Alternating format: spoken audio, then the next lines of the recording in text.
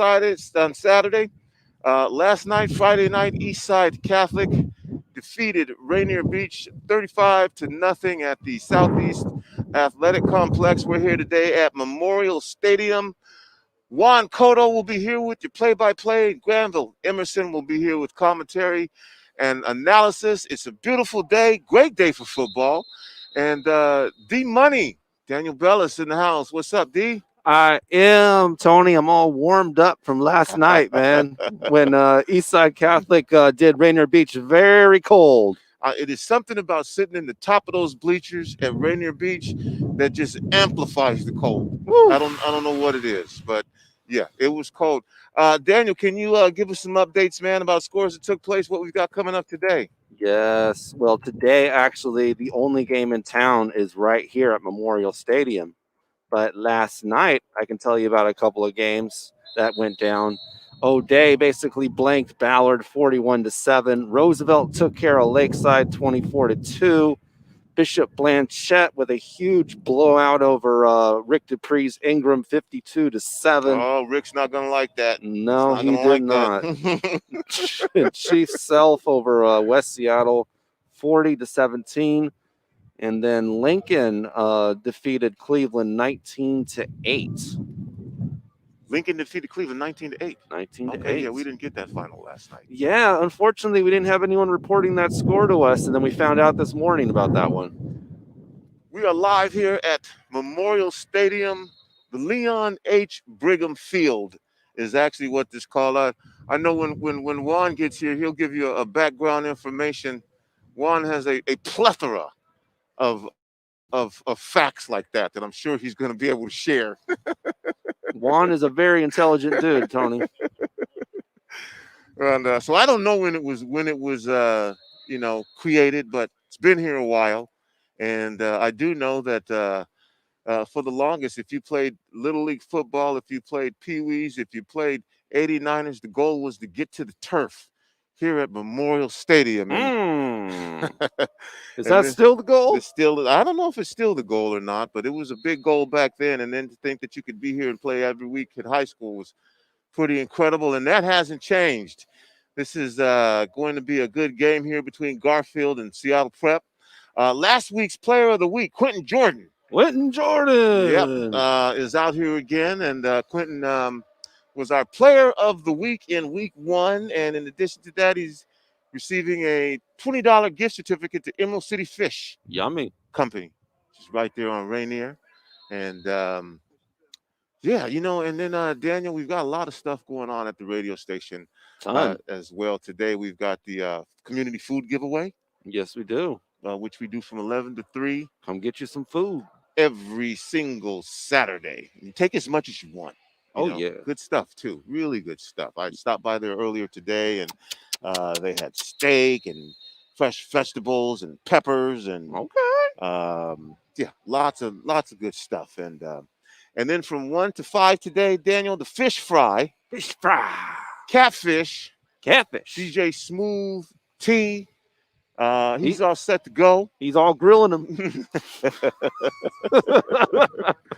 And this is a fundraiser. So you can come get some free food, but if you'd like to come down and support what we're doing, it's $20 and supports God Is and Rainier Avenue Radio and all of the things that we do in the community. And you get a couple of great pieces of catfish made fresh and then also a couple sides as well. Oh, okay. What kind of sides we talking about? I think I saw like a peach cobbler. Okay. And some fries. Okay. Definitely fries and possibly coleslaw as well. Man, we need to get some mac and cheese in there too. All right, you better talk to Smooth T about that. Come on down for the fish fry, 810 23rd Avenue, just about a block and a half north of Cherry Street on the east side of the street. You can't miss it. There'll be food stands in front and the big fryer. And he'll probably be DJing, right? He'll be DJing and playing music. It's a party going on. And wonderful cause for the community. And again, your circumstances don't matter. Just if you feel like you want something to eat, come get some food. Why not, right? Yeah, just come get some Why food. not? It's there for you. Again, this is Rainier Avenue Radio. We got about 6 minutes to go. In a couple minutes, we're going to turn it over to Juan Cotto and Granville Emerson, and they'll be doing the play-by-play and also commentary analysis. Be good to hear from both of them. Football is back. It definitely seems to be the case, Tony. You know, I enjoy the energy, the atmosphere. You know, there are no cheerleaders today. There have been cheerleaders in a couple of the games. Nobody really in the stands. I think that might change next week a little bit. Yeah, with that phase 3 being implemented. Yep, that might change a little bit. Either way, you can count on us to be bringing you the games here on all of our broadcast channels. If you're listening to the game on our app or via our website, be sure you can tune in and watch if you choose to. You can do that through either Facebook or YouTube or Twitch. And if you are going to be moving around and you can just get the app, and then that way you can watch, or you can watch and listen. If you want to catch us and you're in the car and you can't watch, then just listen by going to the website, or again, just get the app, or you can use the TuneIn app. Mr. Bellis, I think you can even just say, Alexa, Rainier Avenue Radio. I heard you can do that. Yeah. I'm not that technologically savvy, though, but I heard this is a possibility. Yeah, you can just tell Alexa, and Alexa will get you to Rainier Avenue Radio.world. You just take us on the go, just like your fast food. All right. Mr. Cotto, Mr. Emerson. Let's give him the mics.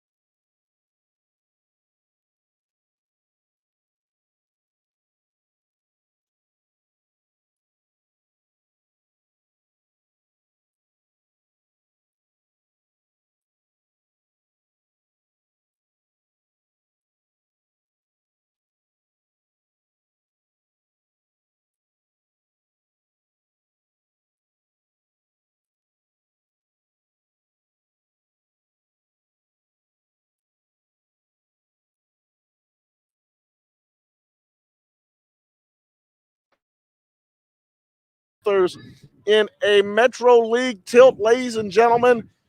Due to the pandemic, the Metro League has shifted football to play an abbreviated season in the spring. Obviously, you have been on radio, Rainier Avenue Radio.world, and we have been broadcasting games in the last couple of weeks, and this is one of two Metro League powerhouses and two city powerhouses.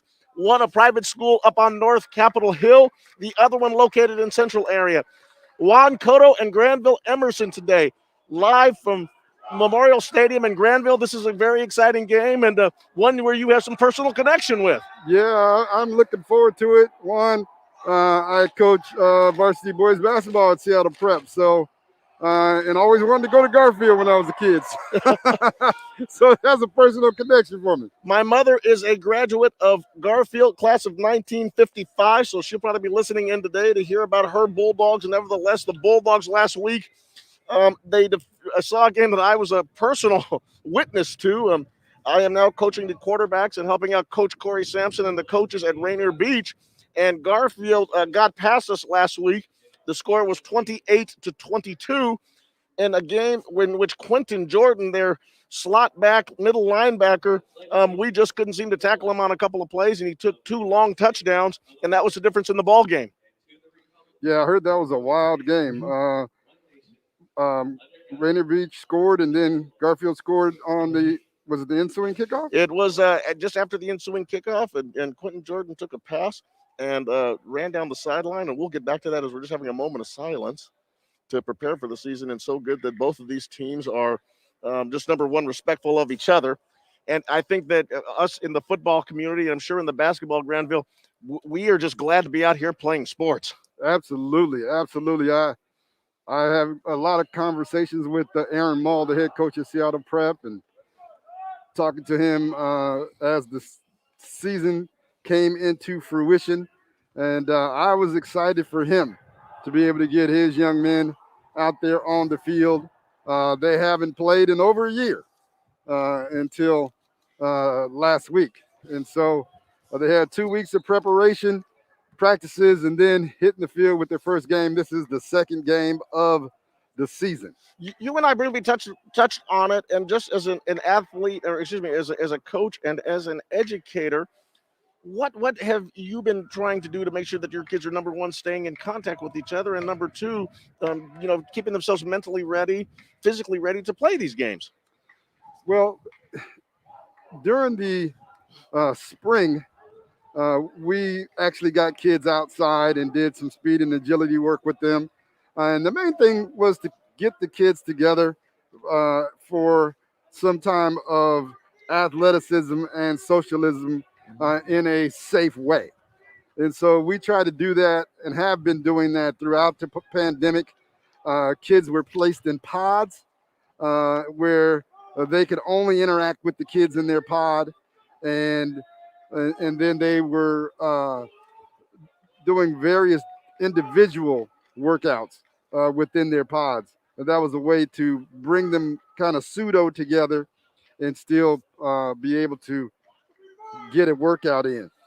I think this is the most exciting part of football. I'll tell you, just the moments leading up to kickoff. Garfield in their purple uniforms. Obviously, everyone knows in Seattle, of course, that Garfield is the purple and the white, but the deep, rich purple, the purple helmets today with the Bulldog logo on them, white numerals, white pants. Classic Garfield look. Seattle Prep in their blue and white. The blue and white colors, the royal blue. Today, their uniforms are just stunning white with big blue numerals. Looks like they're trimmed in a little bit of silver with white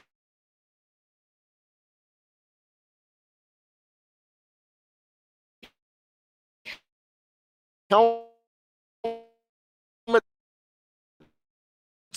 And the SP stopped the number of field goals last week. One was a very long thing, well over 40 yards.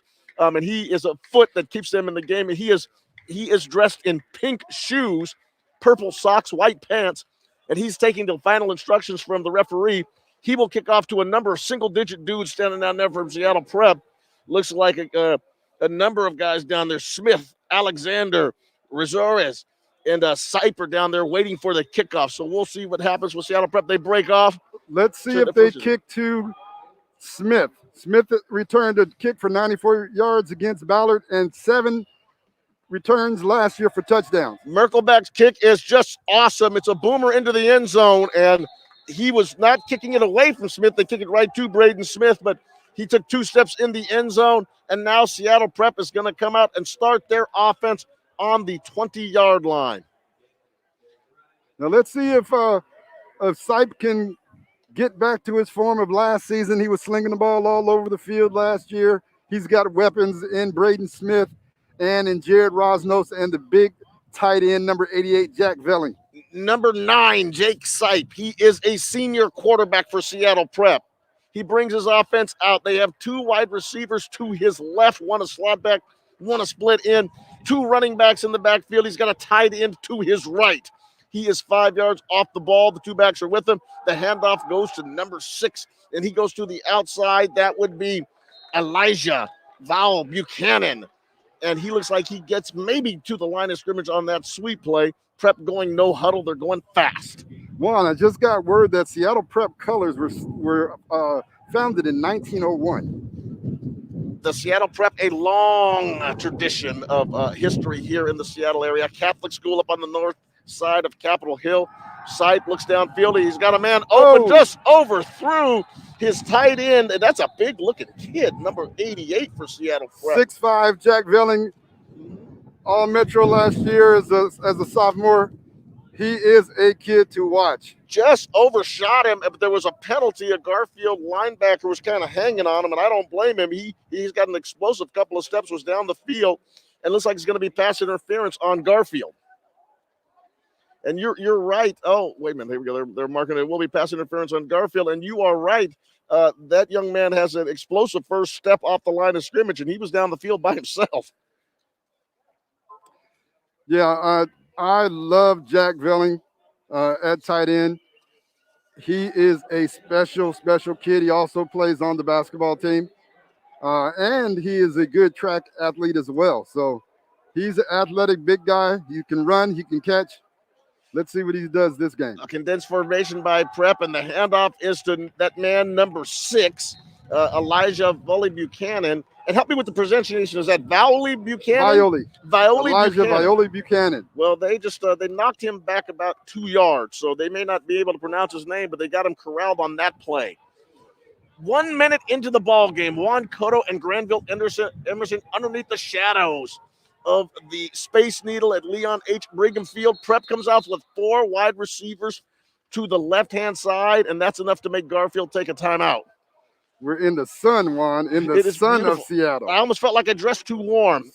We're sunbathing right now. We are. I'm working on my tan. I picked the right week to do a fresh bald head and get a little sun on my head. Absolutely. I love it. Any day in Seattle when the sun's out is a great day for me. Boy, spring is in the air. Granville, Aaron Mall has been so creative since he's been at Seattle Prep. He goes to a little 4 wide receiver package there. And he likes to spread the field out, and he's one of these modern offensive guys. Yeah, I mean, we have to do that. I mean, when I say we, of course, because I teach and coach at Seattle Prep, but they have to do that because we don't really have the size up front, but what we do have is skilled players. And so we want to spread out the defense and get the ball to our skilled players in space. Granville, it is okay for you to say we today. You have to. Tony Benton doesn't let me broadcast the O'Day games for the same reason. There's no neutrality with me. No, being a graduate of the Fighting Irish, but that's another story. Up comes 4 wide receivers and number 44, a young man who gave us many problems last week for Garfield. This young man by the name of Elijah Givens, he jumps and that moves them 5 yards up. I think also number 50. Michael Montgomery for Garfield, he might have taken a little step across the line of scrimmage, bringing it to 2nd down and 8.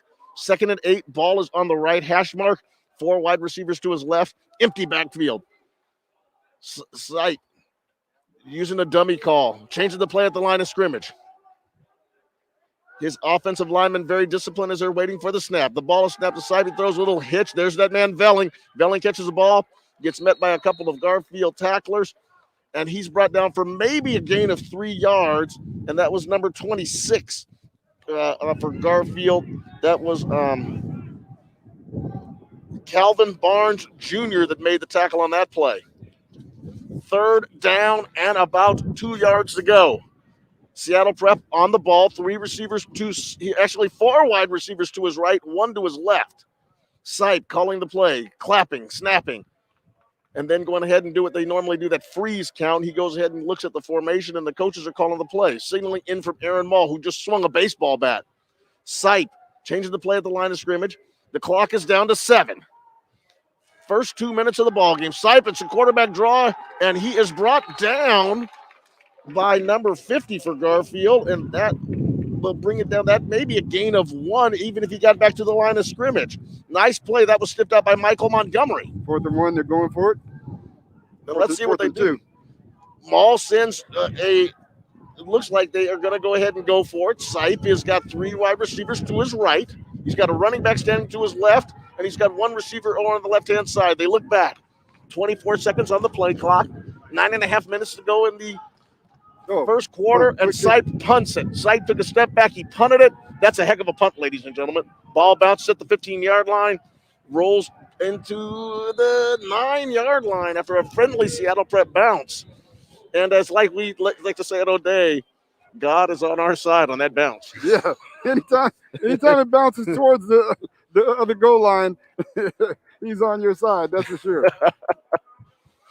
9 minutes and 24 seconds to go in the first quarter. Juan Cotto, Granville, Emerson on your community radio station, Rainier Avenue Radio .world, a radio station that has brought you so much. But most importantly, in the last year, Rainier Avenue Radio has been the beacon of light in the Rainier Valley on information around the coronavirus, hosting so many different shows to educate the community on programs for your family, keeping yourself safe and healthy in this unbelievable human occurrence.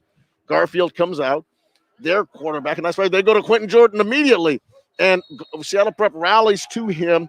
The young man who plays quarterback for Garfield, Emerson, E.J. Caminong, he played a really good game last week, and he's a real natural leader at that position. Yeah, I'm interested in watching him play. I've heard some good things about him, and so he's in a situation right here with the ball on looks like the 14-yard line, and so he cannot turn the ball over in this instant.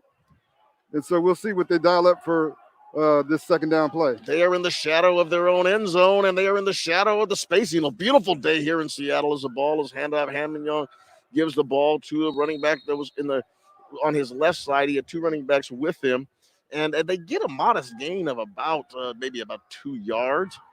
And let me see that running back. That was number 12 with the ball. That was Leon Neal. Leon Neal, the Washington State University commit, whose father was a Washington Husky running back.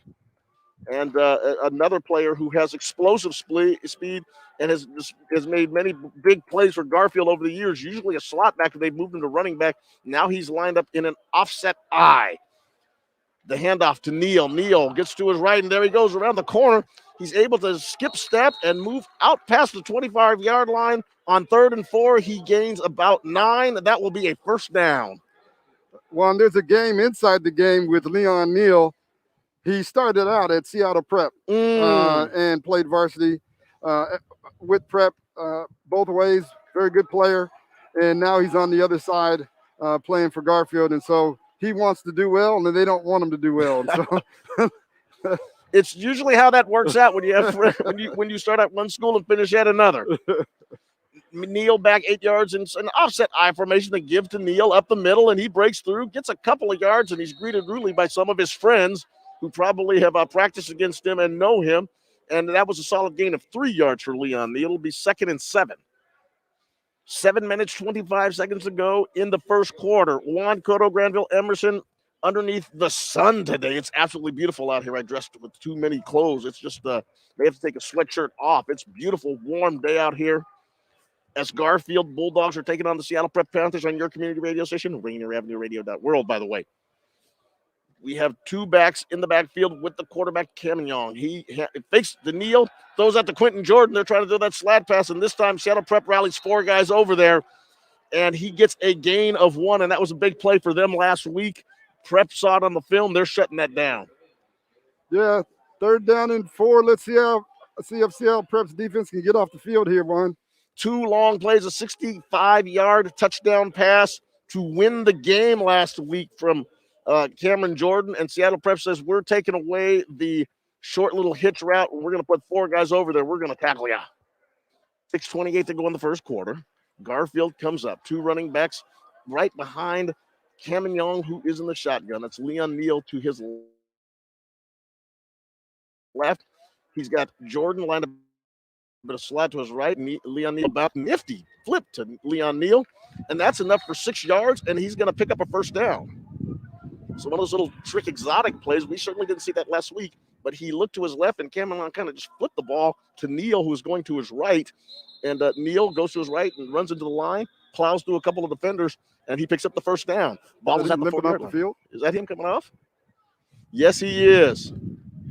And as you said, it's difficult because he was at that school before, and he's playing against guys that he knows. Oh, yeah, that whole senior class, they know him well. He should have been graduating with this year's senior class at Seattle Prep.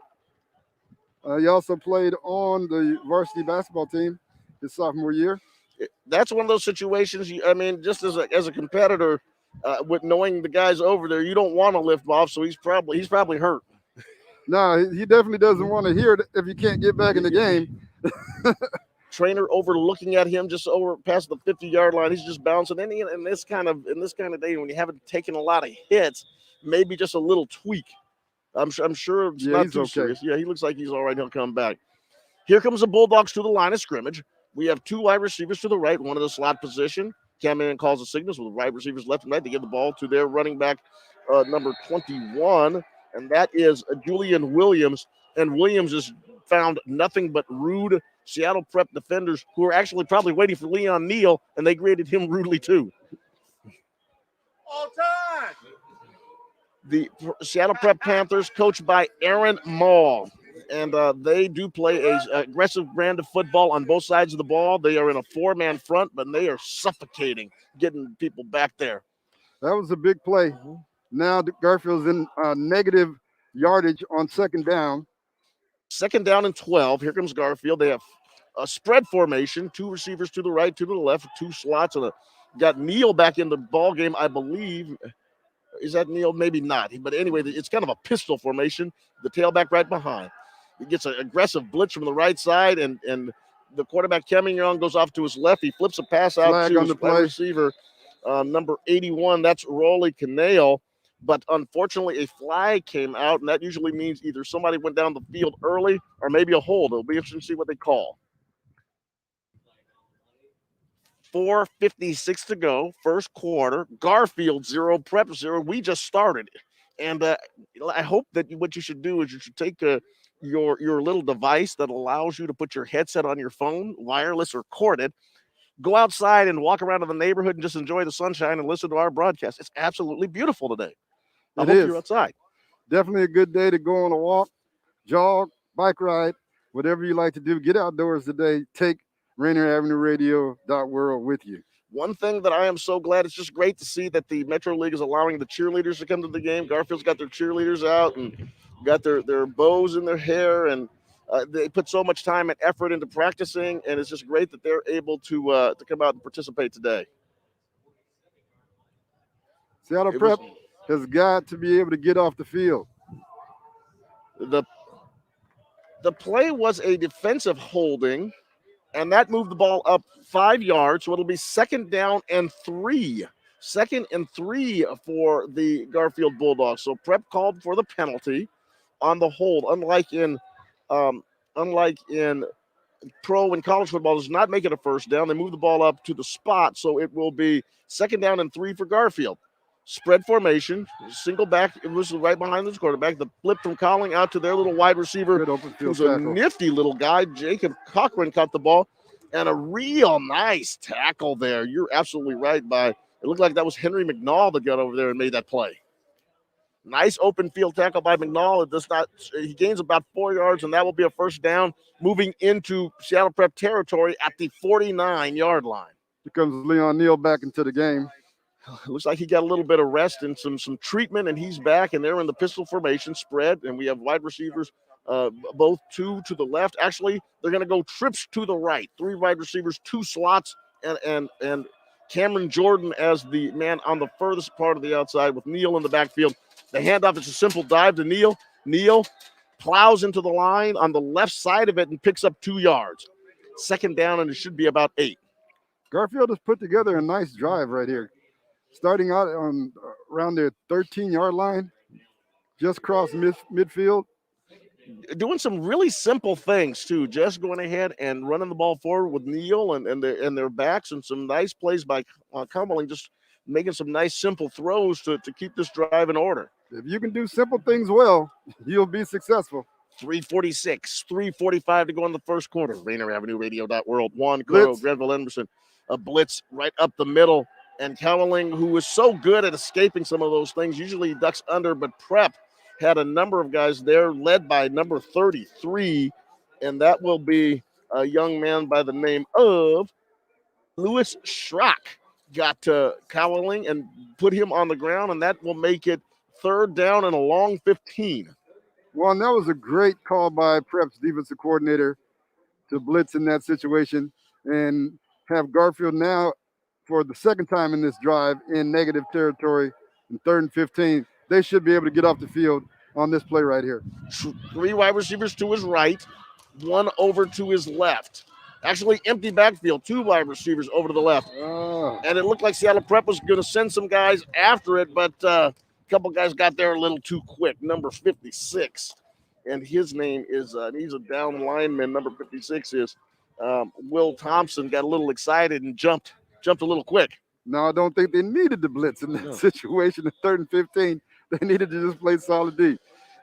We're going to call it, we're going to say it is now 3rd and 11. Maybe it was 3rd and 16. It is now 3rd and 11. It's a very short 11.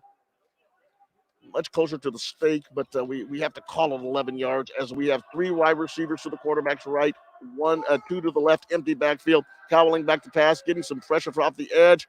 Tried to escape. He steps up in the pocket, moves up, but he is brought down by Seattle Prep's number 73, who put an aggressive rush on him.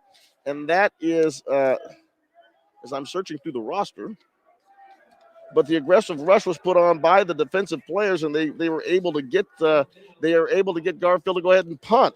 So Garfield, after a really, really good drive and getting some aggressive plays and moving down the field, they're going to go ahead and punt. And here's that man again, number 40, their outstanding kicker, Marcus Merkelback, who also is their punter, and he's going to go ahead and punt. And the punt is blocked. The punt is blocked and it's picked up by number 6. That is Elijah Buchanan, and he's into the end zone, but the block was made by number 33, and that is Lewis Schrock. Schrock blocked the punt right up the middle. Looked like he had a good inside charge. The punt was blocked perfectly with 2 hands. It bounced right into the hands of Wiley Buchanan, and they're into the end zone. And on a special teams play, Seattle Prep is up 6-0. Special teams are called special teams for a reason. Ooh, baby! I know that we have make special plays, and that was one. Coach Connolly and I at Rainier Beach, we are in charge of the punt unit, and we were worried about punt blocks. We come up with schemes to make sure that we protect that punter. And as the snap comes back, and here comes the kick from Seattle Prep's number 10, and that is Bennett Miller, who knocks it through the uprights and make it 7-0. Urban Meyer, says Granville. Urban Meyer says when a team blocks a punt, 90% of the times the team that blocks a punt wins the game. Is that right? Yes. So we'll see if this holds out today. And as a special teams coordinator, I've always tried to make sure that you protect punt blocks. You just don't want that situation. In Seattle Prep and Aaron Mall aggressively attacking that punt. They get the block and the touchdown with 1:45 to go in the first quarter on your community radio station, our community radio station, Rainier Avenue Radio.world, Juan Cotto and Granville Emerson underneath the shadow of the Space Needle. And today we do have shadows in Granville. Yes, we are taking off our top coats and our jackets. It's hot out here. It is. I'm going to start sweating here in a second. I love it. I love it. Springtime is arrived. It's a couple of days early in Seattle. Absolutely gorgeous afternoon here. I hope you're out walking around, walking the dog with us in your ears and listening to this beautiful broadcast from I think, one of the finest venues of high school football maybe in the country. Right in downtown Seattle, the beautiful buildings in the background. The skyline has changed so much down here.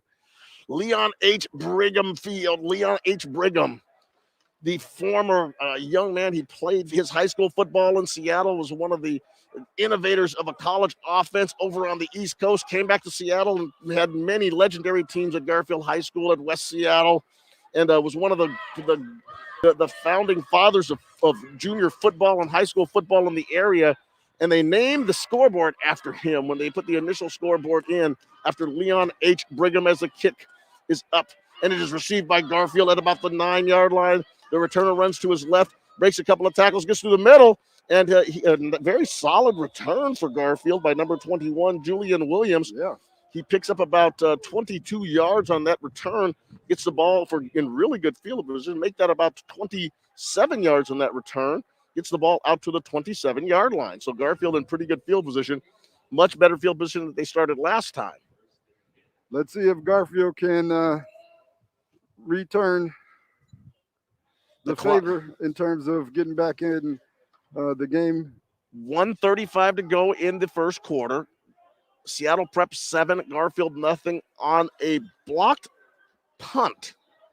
Seattle Prep's Elijah Vowley Buchanan picked up a block punt, ran into the end zone, and celebrated with his teammates, and now Seattle Prep's up 7-0. Garfield handoff to the left. Leon Neal maybe gets a yard. He may get a yard. Seattle Prep was extremely stout on that play, and Leon Neal did not get much. It looked like it was just a simple dive. It's a big series right here for Garfield early in the game. If they can go down the field and score and tie this up, then that punt block might not loom as big. But if they go 3 and out and Prep gets the ball back, they could be digging themselves in a hole. Quentin Jordan on the right side of the formation, lined up in a slot. That's where he hurt Rainier Beach last week. Cowling flips the ball to Leon Neal to his right, and some impact in there. I think Leon Neal ran into his own man and knocked his own lineman to the ground, and maybe that was a gain of 1, if anything. And it looks like it was maybe he just got back to the line of scrimmage. So that play was awfully stymied up by just a solid Seattle Prep front right there. And they are led by number 73, their big defensive lineman over on that side.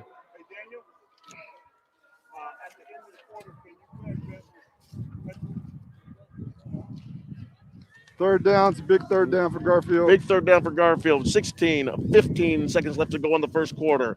14-13, Seattle Prep 7, Garfield 0. Rainier Avenue Radio App World. Calvin looking for a receiver. He rolls to his right, looks downfield, he throws. Over the head of his receiver and out of bounds. He was trying to find Eugene Brown, but fired it about 5 feet over his head. The ball landed safely into the ground in the hands of some people over on the sidelines, and that will bring up 4th down, and Garfield will probably punt. So we'll see if they can get these punt. We'll see if they can get their punt situation closed. And Granville, it looked like the rush came from the left side up the middle. They'll have to seal that off. For sure. And let's see what Aaron Mall does. Let's see if Aaron Mall goes after this. They got the dangerous Braden Smith back there for the return. So even if they do get the punt off, he could take it all the way. Merkel back in his pink shoes. And I love all the colors of the shoes nowadays. Pink shoes for Merkel back. Well, that's not happening at Prep. They're in a spread punt formation. This time he gets the ball off. It's kind of a line drive. It's the ball hits down to the ground about the 45-yard line, bounces to the 30, full speed ahead, and it looks like they're going to stop right around the 29-yard line. So you heard the sound in the background. That was indeed the horn. The horn has sounded, and Seattle Prep wins the first quarter 7-0, and they've got 3 quarters to go to see if Garfield can respond to it. So after the end of 1 on Rainier Avenue Radio, it is Seattle Prep 7, Garfield 0. Yeah, Juan, we're just going to take a little second here in between quarters about some sports scores for you. Just rounding up yesterday's action with, Eastside Catholic basically destroying Rainier Beach 35-0, total blanking. O'Day took care of Ballard, basically evening up their season 1-1, 41-7. Big blowout there. Roosevelt basically beat Lakeside, with Lakeside only scoring a safety 24-2. Bishop Blanchette with a huge blowout over Ingram, 52-7. Chief Self took care of West Seattle, 40-17. And right here from Memorial Stadium last night, Lincoln defeated Cleveland 19-8. Right after this game, of course, you're going to make sure that you check out Franklin's first game of the year against Nathan Hale right here from Memorial Stadium. That'll be covered, of course, by Rick Dupree and the big guy, Edwin Bailey, who's here early, waiting in the weeds. You know it's football season when you see the legend from South Carolina State University, Edwin Bailey. Yeah, adorned in a Tiger Woods hat, his tribute to Tiger Woods. As we move back to the second quarter action, first play of the second quarter, Seattle Prep, hands off, and Garfield on Seattle Prep's left side was the run. Garfield's right side of their defense came charging through there, and the ball carrier for Seattle Prep was number 2 Eli Black, and he did not get much on that. That play took a long time to develop. It really did. Sight brings him back to the line of scrimmage, empty formation, 3 wide receivers to his right, 2 to his left. He is using a hard count, Emerson, and that is causing Garfield to jump around a little bit. And they were very, very lucky to stay in their positions and did not rush and jump offside. 15 seconds on the play clock. The play is being signaled in from the sidelines. Empty backfield, and it's a quarterback run. He just went ahead and took one step, and there he goes. Nice run by Sight. And you said he was a pretty impressive athlete. In his first 2 steps, he looks pretty quick. Yeah, he will tuck it down and run. And so Garfield has to stay aware of that. You talked about the hard count. The thing with the hard count is you do it. Hopefully, the best case scenario is to jump off sides. He is limping off the field. Sight looks like he twisted his ankle. He is limping off, and that brings in their quarterback number 3. Braden Smith is now in the ballgame as quarterback, and it's usually what happens on the play when the quarterback gets exchanged. He was under center and fumbled the snap. The snap was fumbled, and that was a loss of a yard. So first down on Sight's run. Sight gets hurt. He's over getting treatment from the training staff on the north side of the field, the west side of their field over there. They got a little bit of confusion going on here. And that's usually what happens when you lose your quarterback. So they go empty backfield. They have the number 3, the quarterback now is Braden Smith. He's out calling the signals. 3 wide receivers to his right, 2 to his left. And they're probably going to do a little quarterback run. No, he flips it out to his trusty wide receiver, Elijah Valley Buchanan. Buchanan gets the ball, makes a couple of quick moves, and he picks up about 5 yards after he caught the ball, and that'll be a gain of 6 total on the play. Now, if you got to go to a backup quarterback, Braden Smith, it could be a starting quarterback. He's played quarterback all his life. He's the heir apparent to the job for next season. And he looks like he knows what he's doing, probably just a little bit nervous stepping in, a little excited to come play quarterback, but nevertheless, he's in there now and looks like he's got some things going. He's got 2 wide receivers to his right, and he's got 3 in the backfield and kind of a triangle formation around him. He's looking to the sideline, and he's getting the call. Here comes the snap. The give is to Valley Buchanan, who spins around, and there he goes. Wait a minute. He looks like he fumbled the ball and was picked up by Smith. Smith runs to his right, and there were flags all over the place, so we'll see if there was a motion penalty. Maybe somebody jumped. But a nice little improvisational play by Braden Smith to pick up about a yard and to save that play from disaster. Yeah, Braden Smith is a very heady young man. He's also arguably our best player, one of our best players on the basketball team. Heck of, and like I said, 1B, you got 1A. And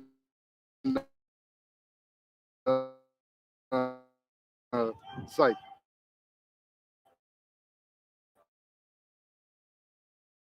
Garfield takes the penalty, and actually in the first quarter, Seattle Prep 7, Garfield 0.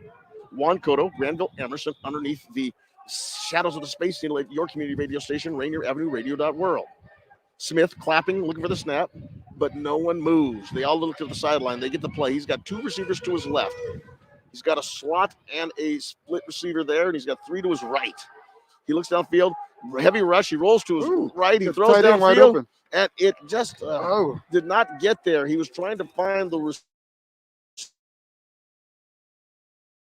receiver.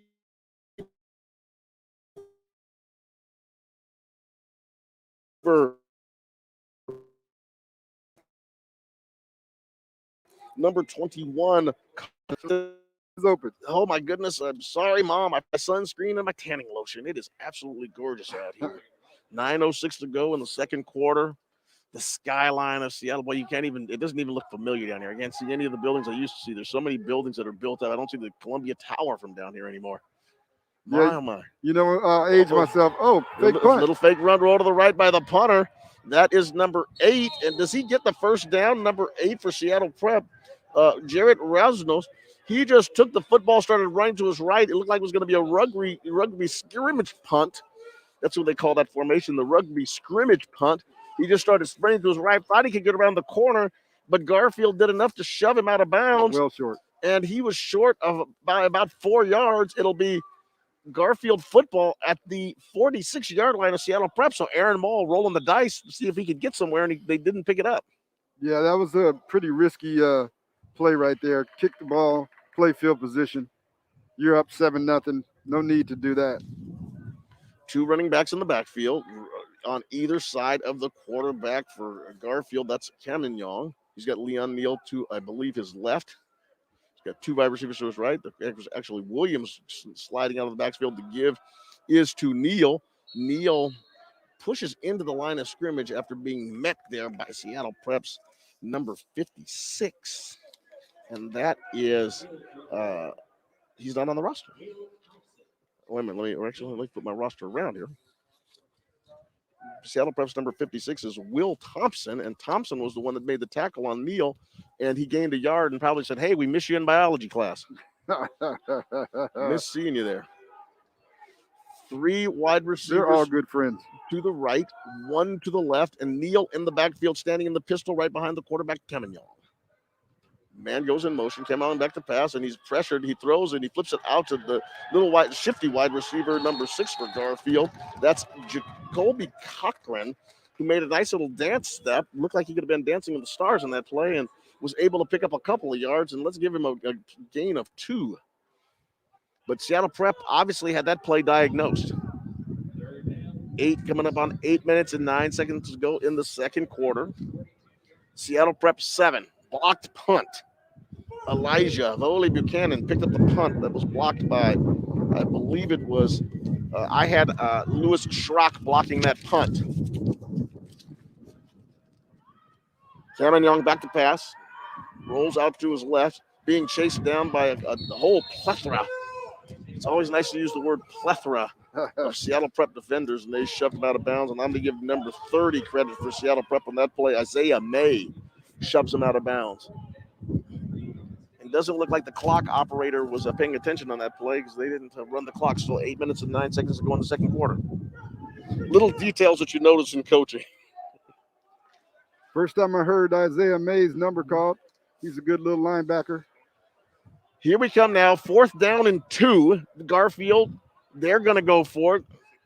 You got spread formation. We've got Cameron Young and we got Neal in the backfield with him. He throws a little out route that's just too far out in front of number 6, Jacoby Cochran. So on 4th and 2, they can't link up, and Seattle Prep's going to take over the football on the 39-yard line. He was open, missed him. He had him, just could not get his feet set and get the ball over there. Yeah, you got to make those throws, Juan. It boils down to the fundamentals, and we say it all the time in football. The most improvement you're going to make in a season is between the first game and the second week of the season. And so a number of things are getting back in sync for all of these teams that are going through this. And those will probably be commonplace in week 4 and 5. Yeah, you think and hope so. I mean, that was a pitch and catch throw. He had no pressure. The guy was wide open. You got to complete that. They have not run the clock. It's still 8 minutes, 9 goes. This is what it says on the scoreboard here, and maybe the scoreboard is stuck. 7-0 Seattle Prep there on offense.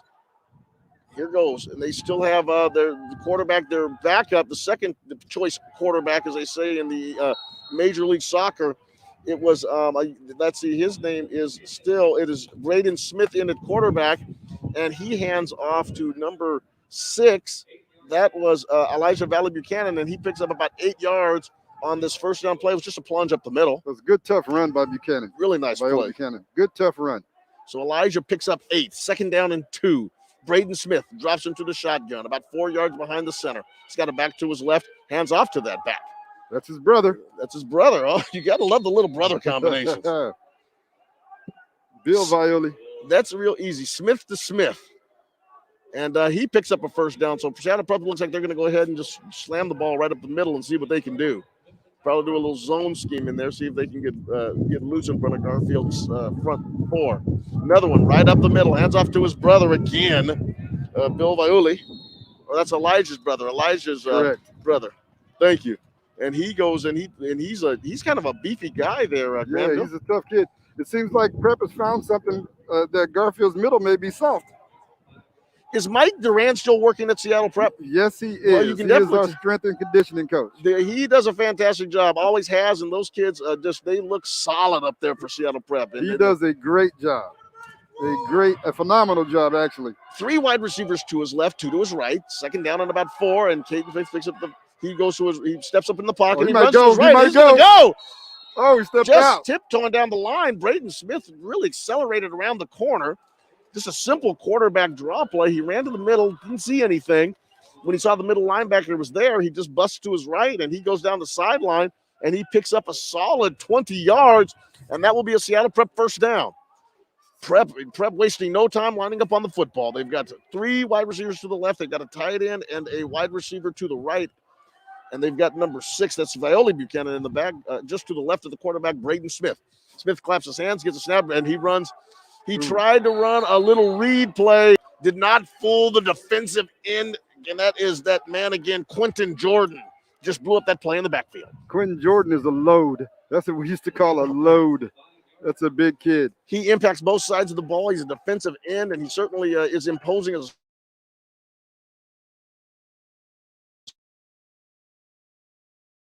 slot receiver. And on this play, he just made some.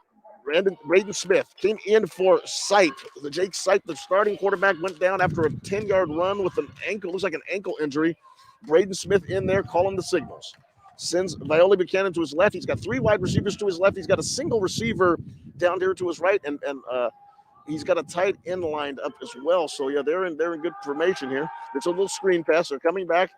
A nice block by number 58, and they're going to call that one. It was a nice little screen pass, what we call a tunnel screen, where the receiver is coming back inside. Number 58 of the lineman, Ben Austin, went ahead and just had a big collision with one of the Garfield cornerbacks and knocked him silly. And now we've got another play for Garfield down, but I think they're going to say that the block by number 58 for Seattle Prep, the block by Ben Austin, is a foul, and it might have been a helmet-to-helmet type of situation. Yeah, there was a lot of action going on that particular play. We'll see what the call is.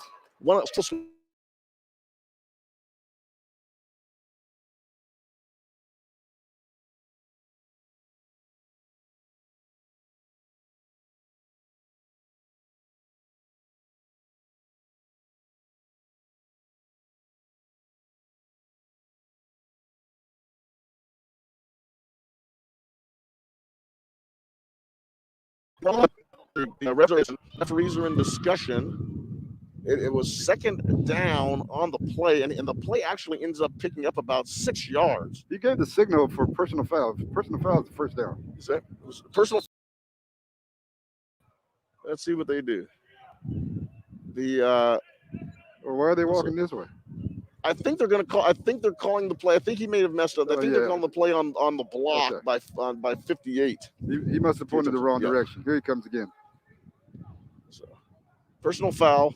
Yeah, it was the head-to-head contact. Yeah, he pointed the wrong direction. And then it was. And once again, my eyes aren't fast enough to pick up the contact anymore.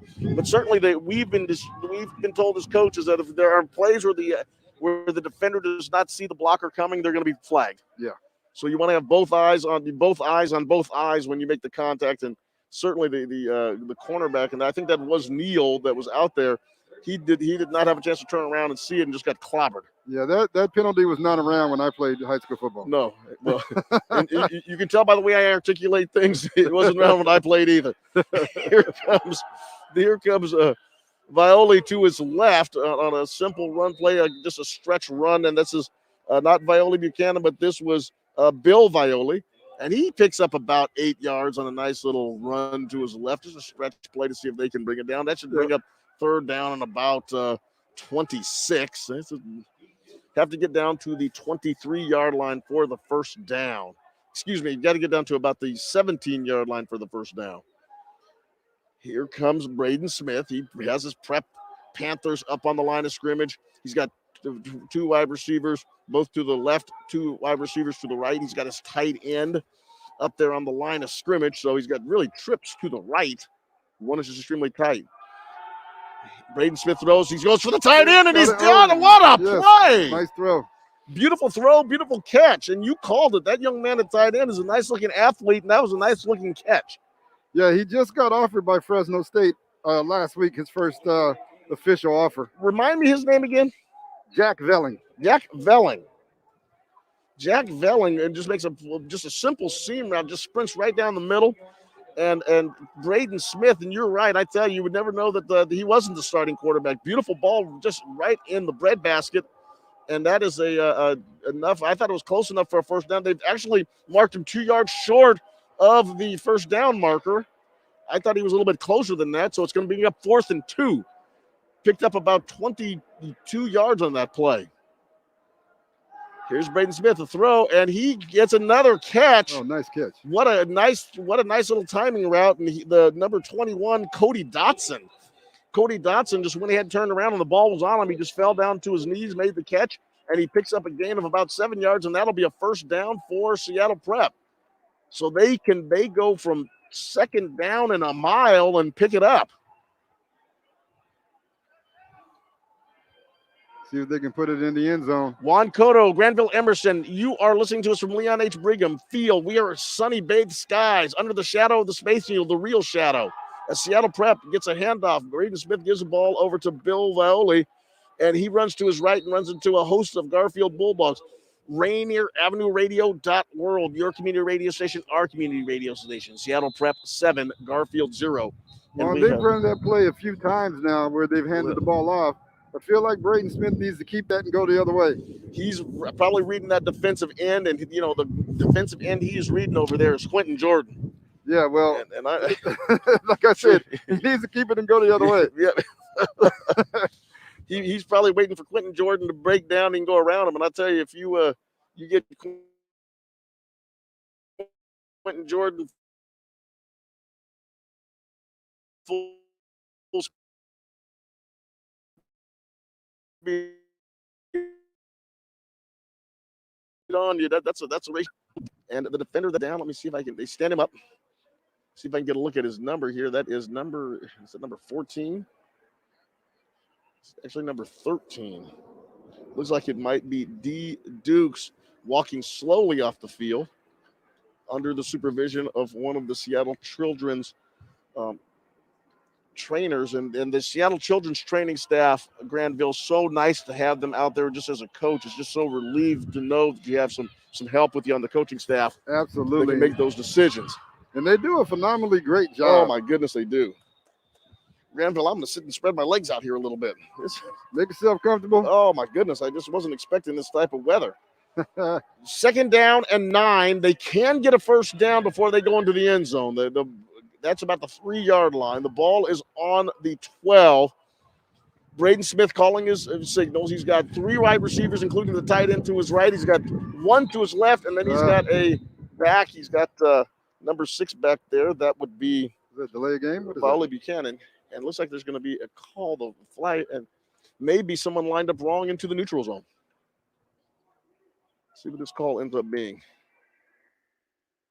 Yeah, it is encroachment against Garfield. So they lined up in the neutral zone. Flag came out, and that's going to move them 5 yards closer to the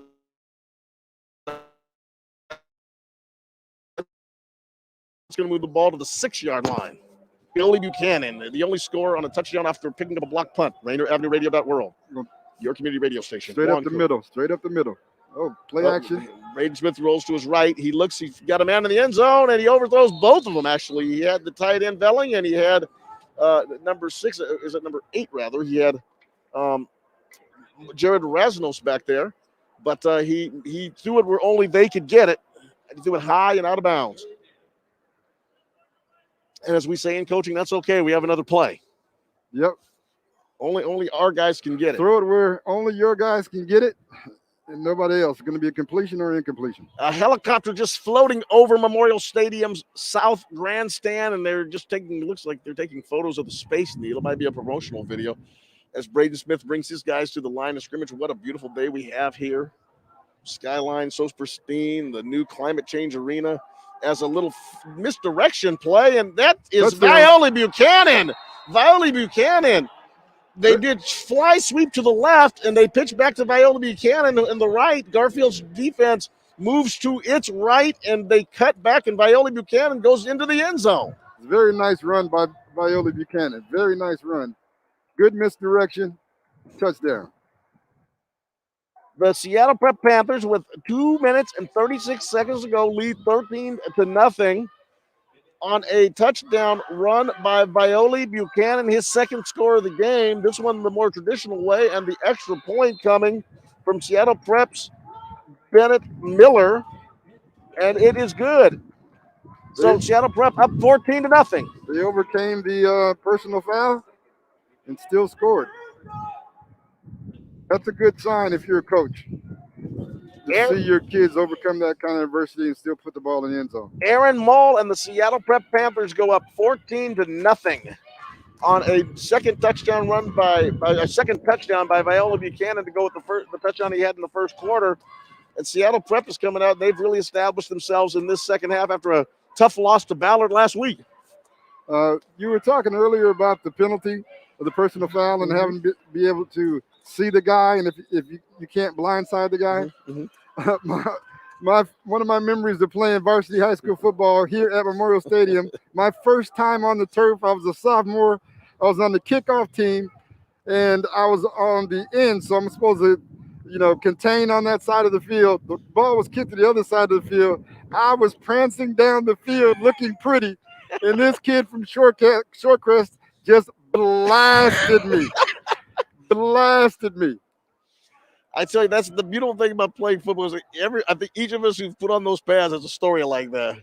And it was always joked that there's a couple of drills, the Oklahoma drill and some of these drills in football that have created a lot of football and a lot of basketball and baseball players, including myself. Well, I coach basketball, but football is my first love.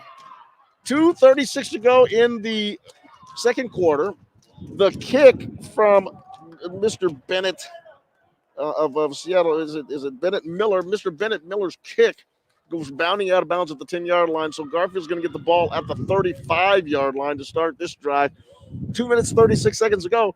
And we'll see if the Garfield says, hey, we're going to go ahead and do this. We'll see if we can go ahead and get this ball downfield quickly and see if we can get some points on the board before halftime. Right now, they got a big goose egg up on the scoreboard. So I'm sure their coach wants some points before halftime if he can get them. The Garfield Bulldogs, coached by Reggie Witherspoon, who's a longtime coach in the other area, and he has a tremendous reputation, and he's built a heck of a program at Garfield. They really look good. They've got good numbers out, and here they come up on the line of scrimmage with three wide receivers to the right. The ball goes over the head of the quarterback, Kamenyong, and it's picked up by Seattle Prep. Just a bad snap. Snap got over the head of Kamenyong, and he just could not get a hold of it. It slipped through his fingers, went over his head, and it is recovered. And it looks by number 33, that man again for Seattle Prep. I'm going to give him the credit. It was Lewis Schrock got back there, fell on the football, and here comes Seattle Prep. And they're going to see if they can extend their lead. Schrock is having a game, isn't he? He really is. We've called his name several times, and that was a tremendous hustle play to get back there. Cowan Long looked like he could fall on the football, but that's the only thing about that football, Granville. It's not round, is it? It's oblong. Boy, that thing bounces whatever way it wants to bounce. Here comes the Panthers, and they're looking to capitalize on this. We'll see if Aaron Mall has a quick change play. They line up in a shotgun formation, but this is more of a tight shotgun formation, and players coming out. Looks like they're going to go ahead and call timeout because they're not lined up right, but they want to go ahead and try to take advantage of this. I'd like to see him go to Jack Velling down the seam again. I bet you that's going to be what they're looking at. They had him kind of flanked out just a little bit, and I'm wondering if that was the play that they were looking at. They just couldn't get everybody lined up. Yeah. And of course, second the week of the season, that's what you would expect, trying to get all these things done, get your sudden change stuff done. Juan Cotto and Granville Emerson.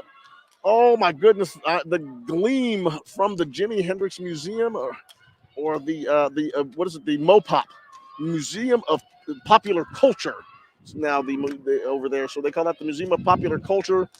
The smashed guitar, the Frank Gehry designed smashed guitar over there. And if you get out of the Seattle Center, and I'm not even sure that's open yet. They've got the arts community is open buildings right now, but I know that Governor Jay Inslee has opened up to phase 3, which means I believe in the March 18th, March 27th. March 27th, they're going to be able to have fans at the games, a limited number of fans at the games. And so slowly but surely, it seems like things are getting back to normal. Slowly but surely. In this incredible world event, a pandemic in our lifetime, and I'm sure that this will be something that will be discussed by future generations. And we are going through it. So such unique circumstances. But it's so great to be out here watching high school football again. And where else would you rather be? And I hope you're enjoying the broadcast wherever you are listening from on your community radio station, Rainier Avenue Radio.world. First down and 10 for Seattle Prep. The ball is, nice little replay. You called it. Braden Smith breaks to the outside. He gave a fake to Bill Violi. He pulled the ball. He went around the right side, made a nice little cutback move, and he's brought down after about a gain of 6 yards. So Granville, very astute. You called it. Yeah, I played a little bit of quarterback in my time. I played quarterback for Franklin High School back in the day. So I am very much in tune to the quarterback position. The Franklin Quakers with their proud history. And here comes the Seattle Prep Panthers taking on the Garfield Bulldogs, a major rival of the Franklin Quakers. Franklin playing later on today. Rick Dupree and Edwin Bailey will have that broadcast. Here comes the throw from number 3, Smith, and it is caught. Was that Velling again? Yeah. Velling, and he just drags people with him. He's a big dude. He's a load. He is a big man, and he drags some defenders with him, and I think that is just enough for the first down. Looks like about a pickup of 6 yards, and he got a first down on just a little bit of a slant. They go into a compressed formation. They've got Velling over to the left. They've got they're split into the right, and they've got I formation in their running backs. We've got 1 minute, 24 seconds to go in the second quarter. Prep trying to go on top 21-0 if they score a touchdown. 14-0 is the score right now. Nice little handoff inside. That's the running back. He breaks outside. That's, again, Violi Buchanan. Buchanan makes a nice little nifty move on the right sideline and picks up a couple extra yards, and he goes down at the 5-yard line. That brings up second down and about 2. He picked up about, Granville, he picked up about 8 yards on that play. Nice little nifty run by Violi Buchanan. Violi Buchanan is looking really good. He's running the ball hard. His feet look quick. He's looking really good out there. This is his first game. He didn't play in the first game as well.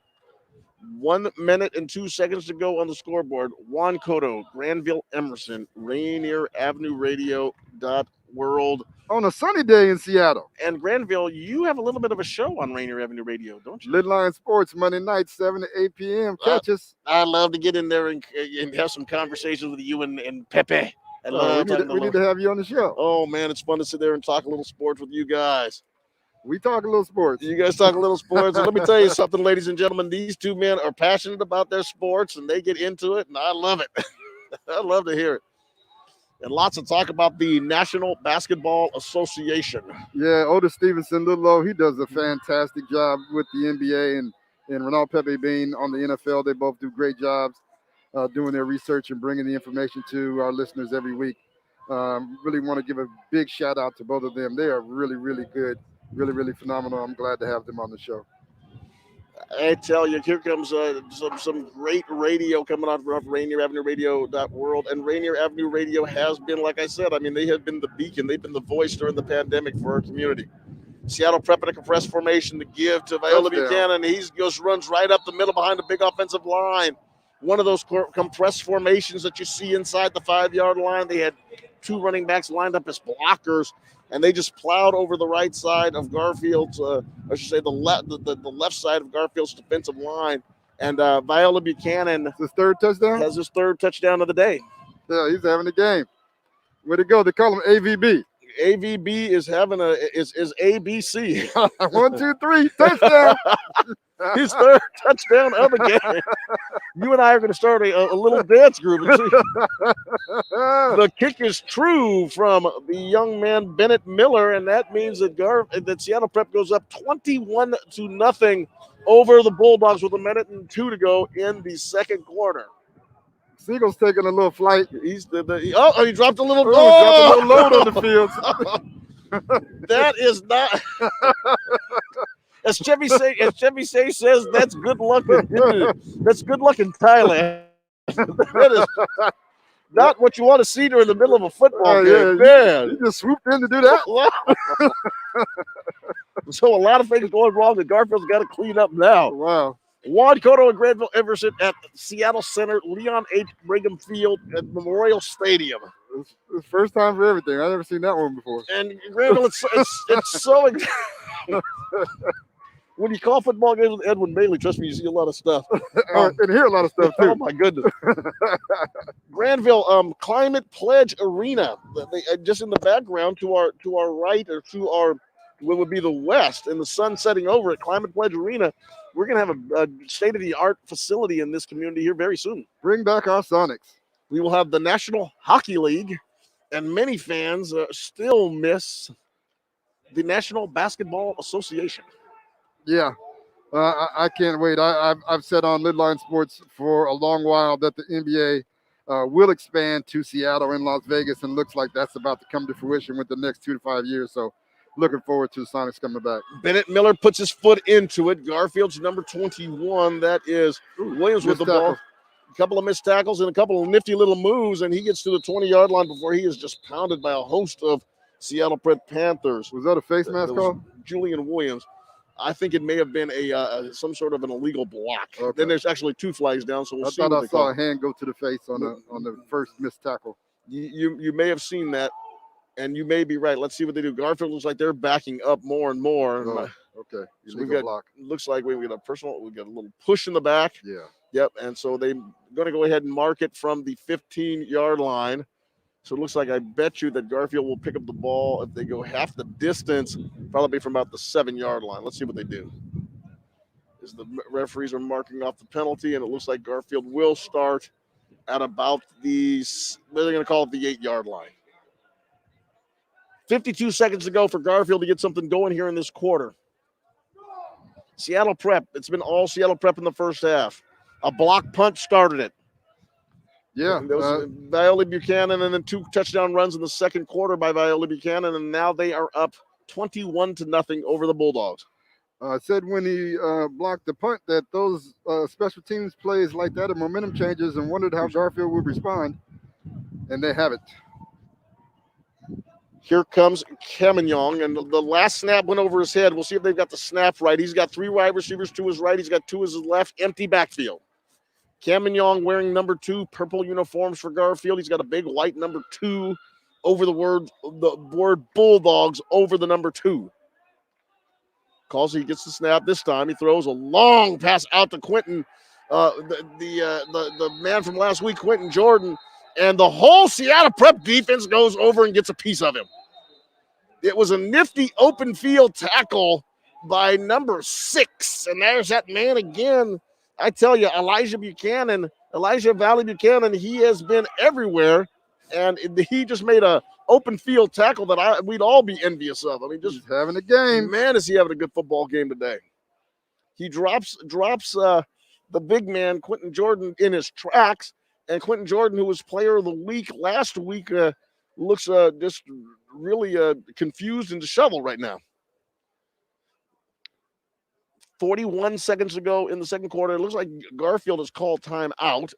Be 2nd down and 10, and that was a gain of 0 on that play. The Space Needle just handsomely sitting there. That was the jewel of the 1962 World's Fair. Standing proudly at the tip of that needle, 610 feet above the city of Seattle and above Memorial Stadium. The Seattle Center was also where this Century 21, the 1962 World's Fair, this was the centerpiece. A number of luminaries, including John F. Kennedy, were here to kick off the World's Fair. and just passed right by these hallowed grounds that have changed so much over the years, but they still look the same as the Armory kind of sits right behind us. Cowling back to pass. He throws, has a man over and just overshot him. He just overshot Jacoby Cochran, and now that will bring up 3rd down and 10. And boy, you hate to miss those receivers in open spaces like that. Yeah, that was another one. He overthrew him by a mile. Needed a little confidence builder and didn't get it.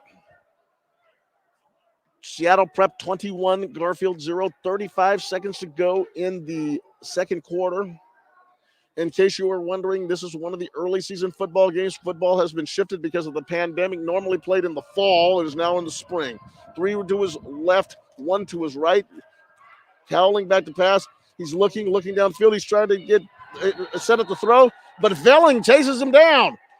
Velling. He's got to let that go. He had 17 open in the flat. He sure did. He was trying to make a big play downfield. He was looking at the wide receiver number 6, Jacoby Cochran. He had his other receiver number 21, I believe that was Williams, over there in the flat, and he was trying to make the wind up to get the ball downfield, and Velling said, nope, not going to do it. Got to take what the defense gives you. That guy was so wide open. And that will end up being the final play of the quarter. So Seattle Prep on top of Garfield 21-0 on the back of 3 touchdown runs and a punt block run by Elijah Vaoli Buchanan. And so that gives them a 21-0 lead at the half. Yeah, Juan, it's been a very good. Yeah, Garfield is getting. This is what an upset in the making. I mean, Garfield coming into this game with 1-0, and Seattle Prep at 0-1, and Seattle Prep just taking quick work of this one, 21-0 at the half. It might be the biggest upset of the weekend. The other scores earlier this week included Eastside Catholic basically destroying Rainier Beach. Right now they're in the lead of the Mountain football standings, 2-0 on the season so far. And if Garfield loses this game, they'll be alone on the top by themselves. Eastside Catholic at 2-0 after basically shutting out Rainier Beach. 35-0 right there.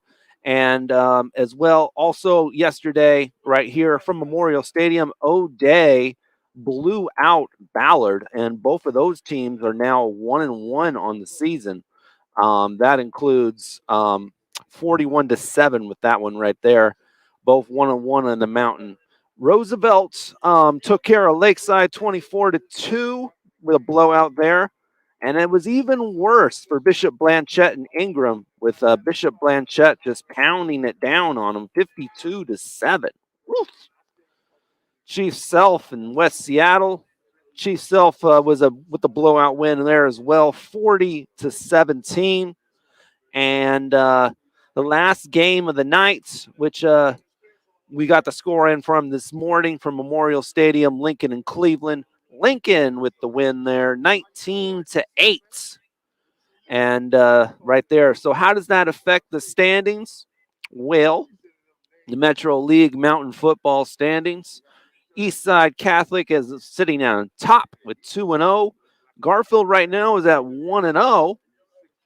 If they win, they'll tie Eastside Catholic. If they lose, they will tie with O'Day and Ballard at 1-1. Seattle Prep right now sits at 0-1, but with that win, you'll have 4 teams all tied at 1-1 on the season. Eastside Catholic being at 2-0, and the only team sitting in the cellar of the Mountain football standings right now is Rainier Beach, who have started the season with an 0-2 record after a close loss to Garfield, and then a shellacking by Eastside Catholic. In the Metro Sound standings, Roosevelt sits on top by themselves with a 2-0 record. Bishop Blanchette played their first game of the season last night to start 1-0 with their big blowout win.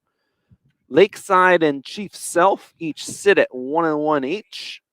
And Ingram sits in the cellar at 0-2. The Metro League Valley football standings. Nathan Hale leads that one 1-0 as they get ready for their next game, which will be covered right here on Rainier Avenue Radio tonight at 6 o'clock. Lincoln and West Seattle sit at 1-1, and Franklin will be playing Nathan Hale. Right now, it'll be their first game of the season, so right now they're at a 0-0 record. Cleveland, unfortunately, has started the season 0-2 after their loss to Lincoln last night. In girls soccer on Thursday, Holy Names blanked out Franklin 6-0. Roosevelt with the close win over Seattle Prep 1-0. Garfield with the big convincing win over Cleveland 4-0.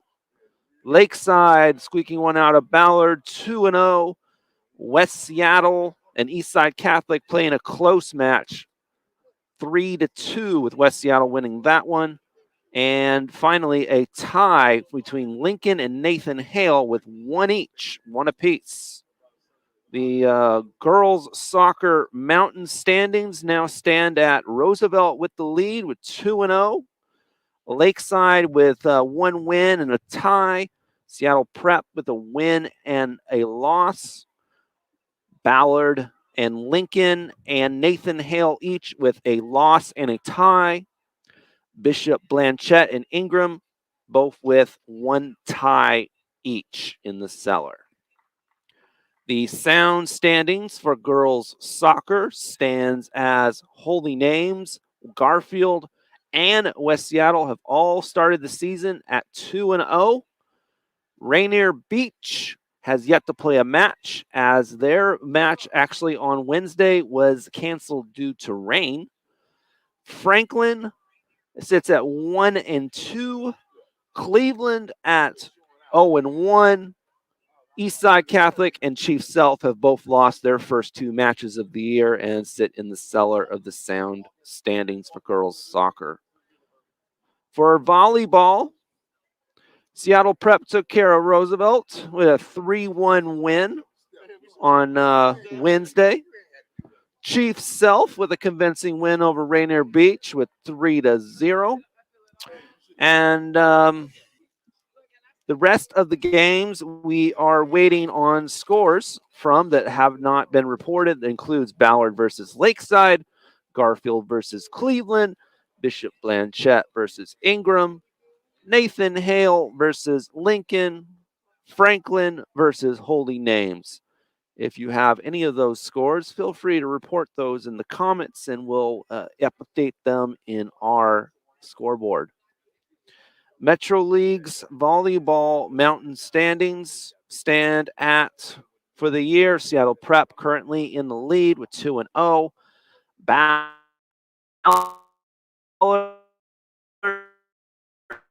Lakeside have all started this. Roosevelt and all four of them have a lost match and sit in the cellar at 0-1. And the volleyball sound standings includes Eastside Catholic, West Seattle, and Garfield all sitting at 1-0 on the season. In the top, Chief Self and Rainier Beach have each won and lost a match, 1-1. Cleveland, Franklin, and Holy Names all lost their first match of the season and all sit in the cellar at 0-1.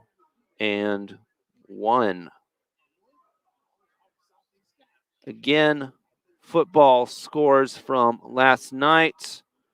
Eastside Catholic, huge convincing win over Rainier Beach. That's why they sit 2-0 on the top of the mountain football standings, 35-0, which you got to hear and see last night on Rainier Avenue Radio.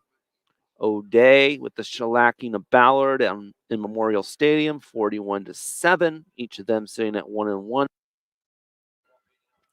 Roosevelt with a convincing win over Lakeside, 24-2. That's why Roosevelt is convincingly on top of the sound football standings.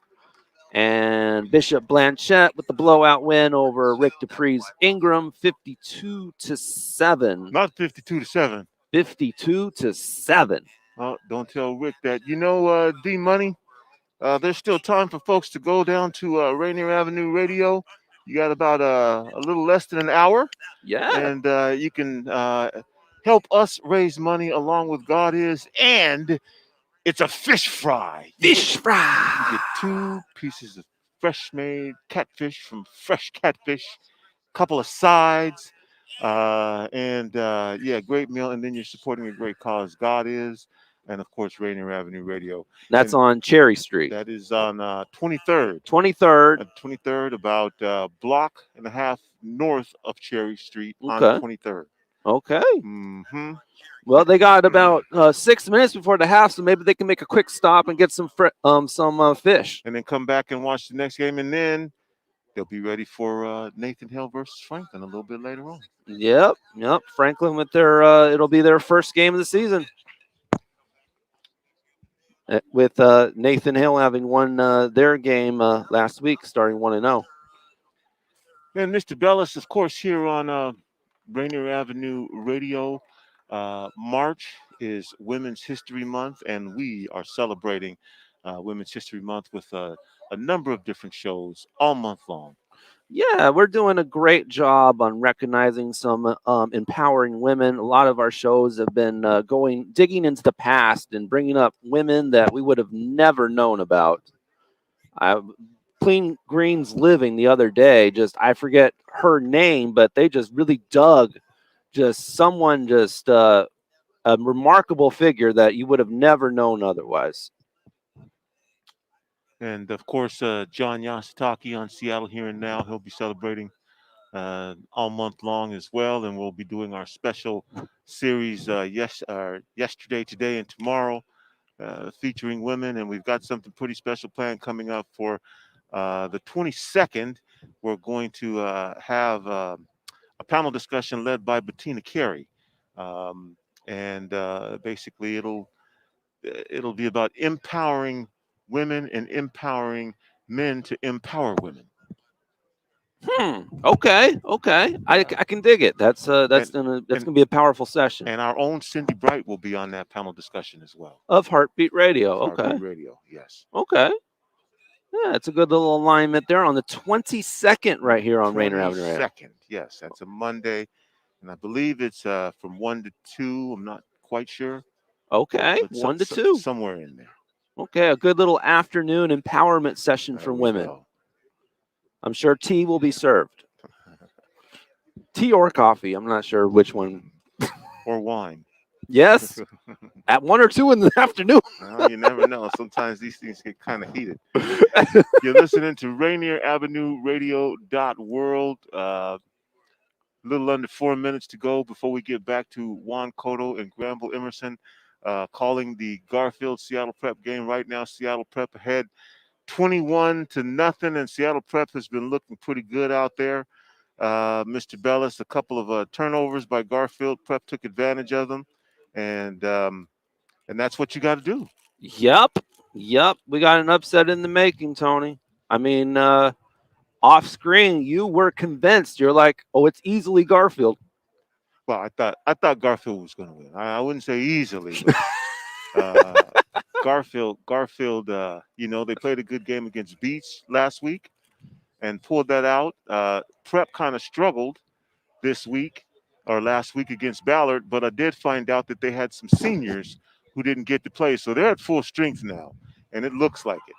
Yes, it does. It does. They look like a dangerous little squad right there. Yeah.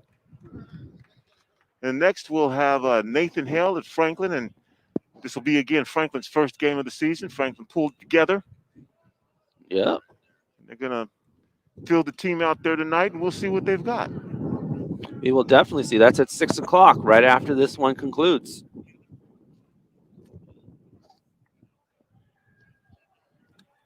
Rainier Avenue Radio.world. I have to find out how that fish fry is going. We're going to have to. I'm sure Smooth T will tell you all about that fish fry. Find out how that fish fry is going. Give it a little sizzle on the sides.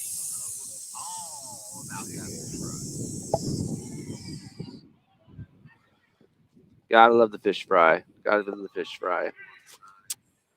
Well, you're listening in to Rainier Avenue Radio, your community radio station, as Juan Cotto would say.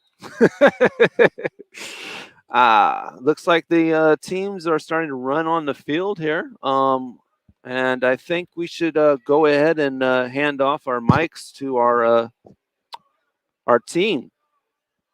So let's go ahead and hand off our mics here to Juan Cotto with the play-by-play and Granville Emerson with the color commentary.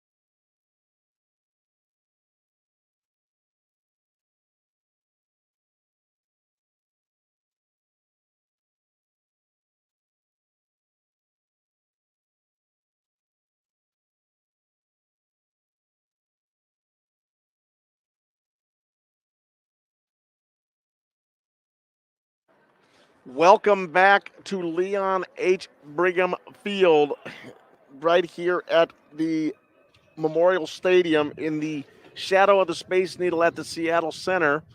It is the Seattle Prep Panthers taking on the Garfield Bulldogs on your community radio station, our community radio station, Rainier Avenue Radio.world.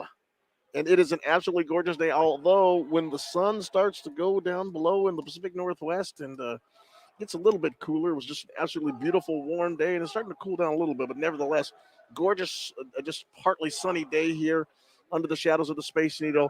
And with 56 seconds to go in the warm-up period before the kickoff, it is Seattle Prep 21, Garfield nothing. 3 touchdown runs by the running back number 6, Elijah Violi Buchanan. First was one off of a punt block that was in the first quarter.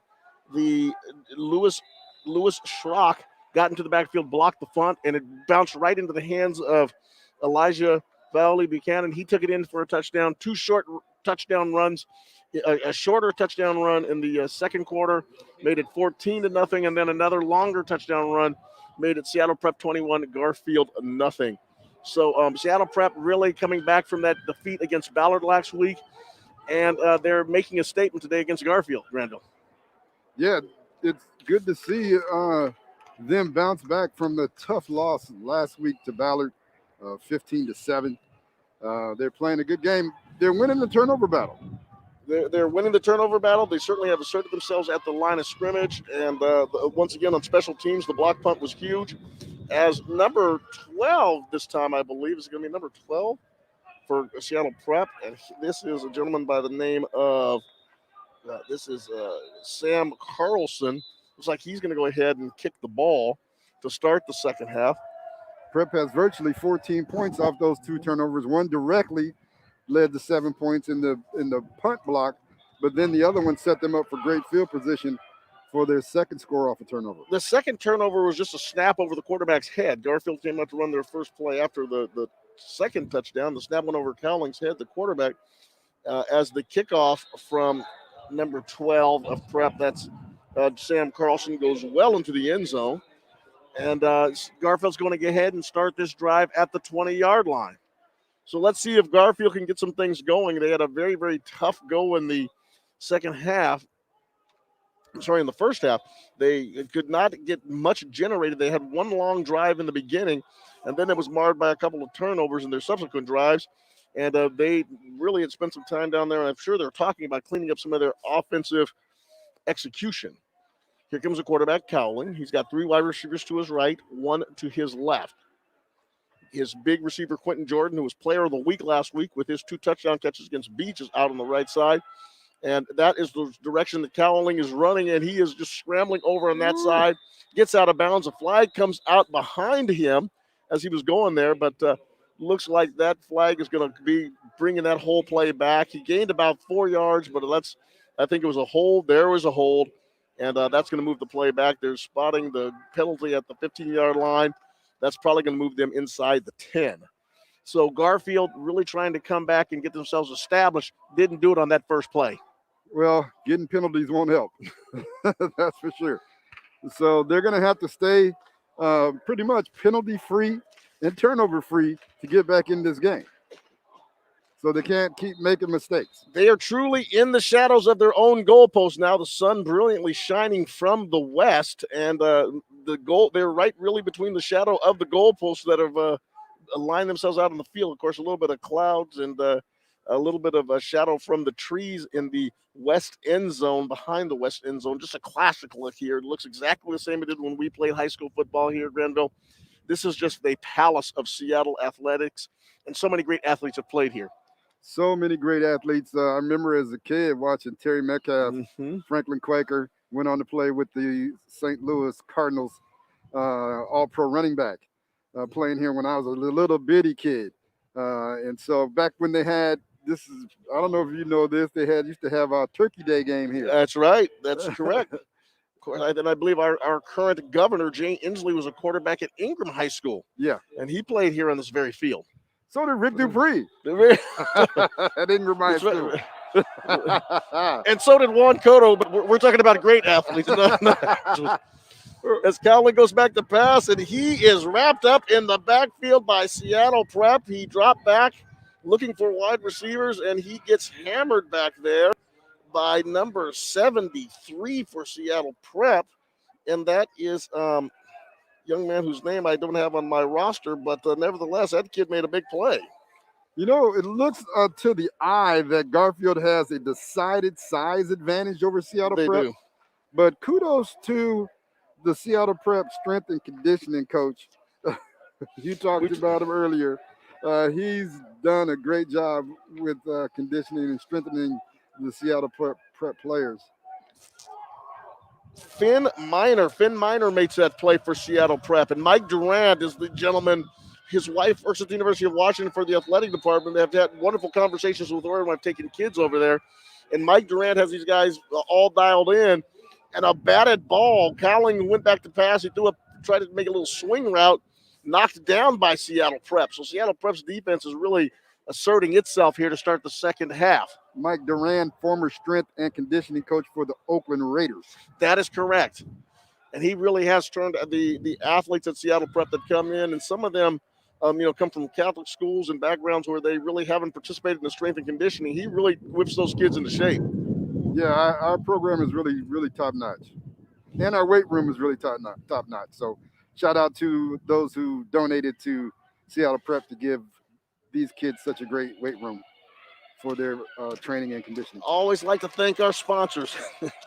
It's an important thing. Granville, Emerson, of course, a basketball coach and educator at Seattle Prep. And as Garfield lines up in their left side of the offensive line moved, and that will be a small penalty. They're at the 2-yard line. Actually, they're inside the 2-yard line. They're actually at the 1-yard line, so they'll lose about a half a yard and have to line that back up. And you just, as a coach, you just want to be disciplined, and you hate to even give up that half a yard. You do, and it's going to be tough for Garfield to get out of this situation right here without turning the ball over again or giving Prep great field position.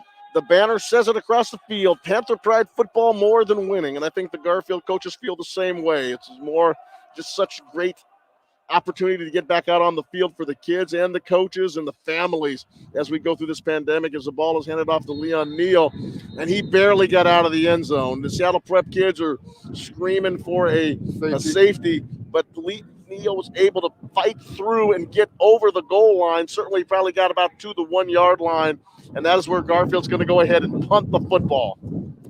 So just a real tough way to start the second half for the Bulldogs. Reggie Witherspoon's offense just did not get it going, and now they're going to go ahead and get backed up, and they'll see if they can get the ball out of the end zone. Their outstanding kicker, Marcus Merkelbach, back there. And Alexander back to return the punt right now. There you go, in his pink shoes, and that is Kenan Alexander, as you said, number 4.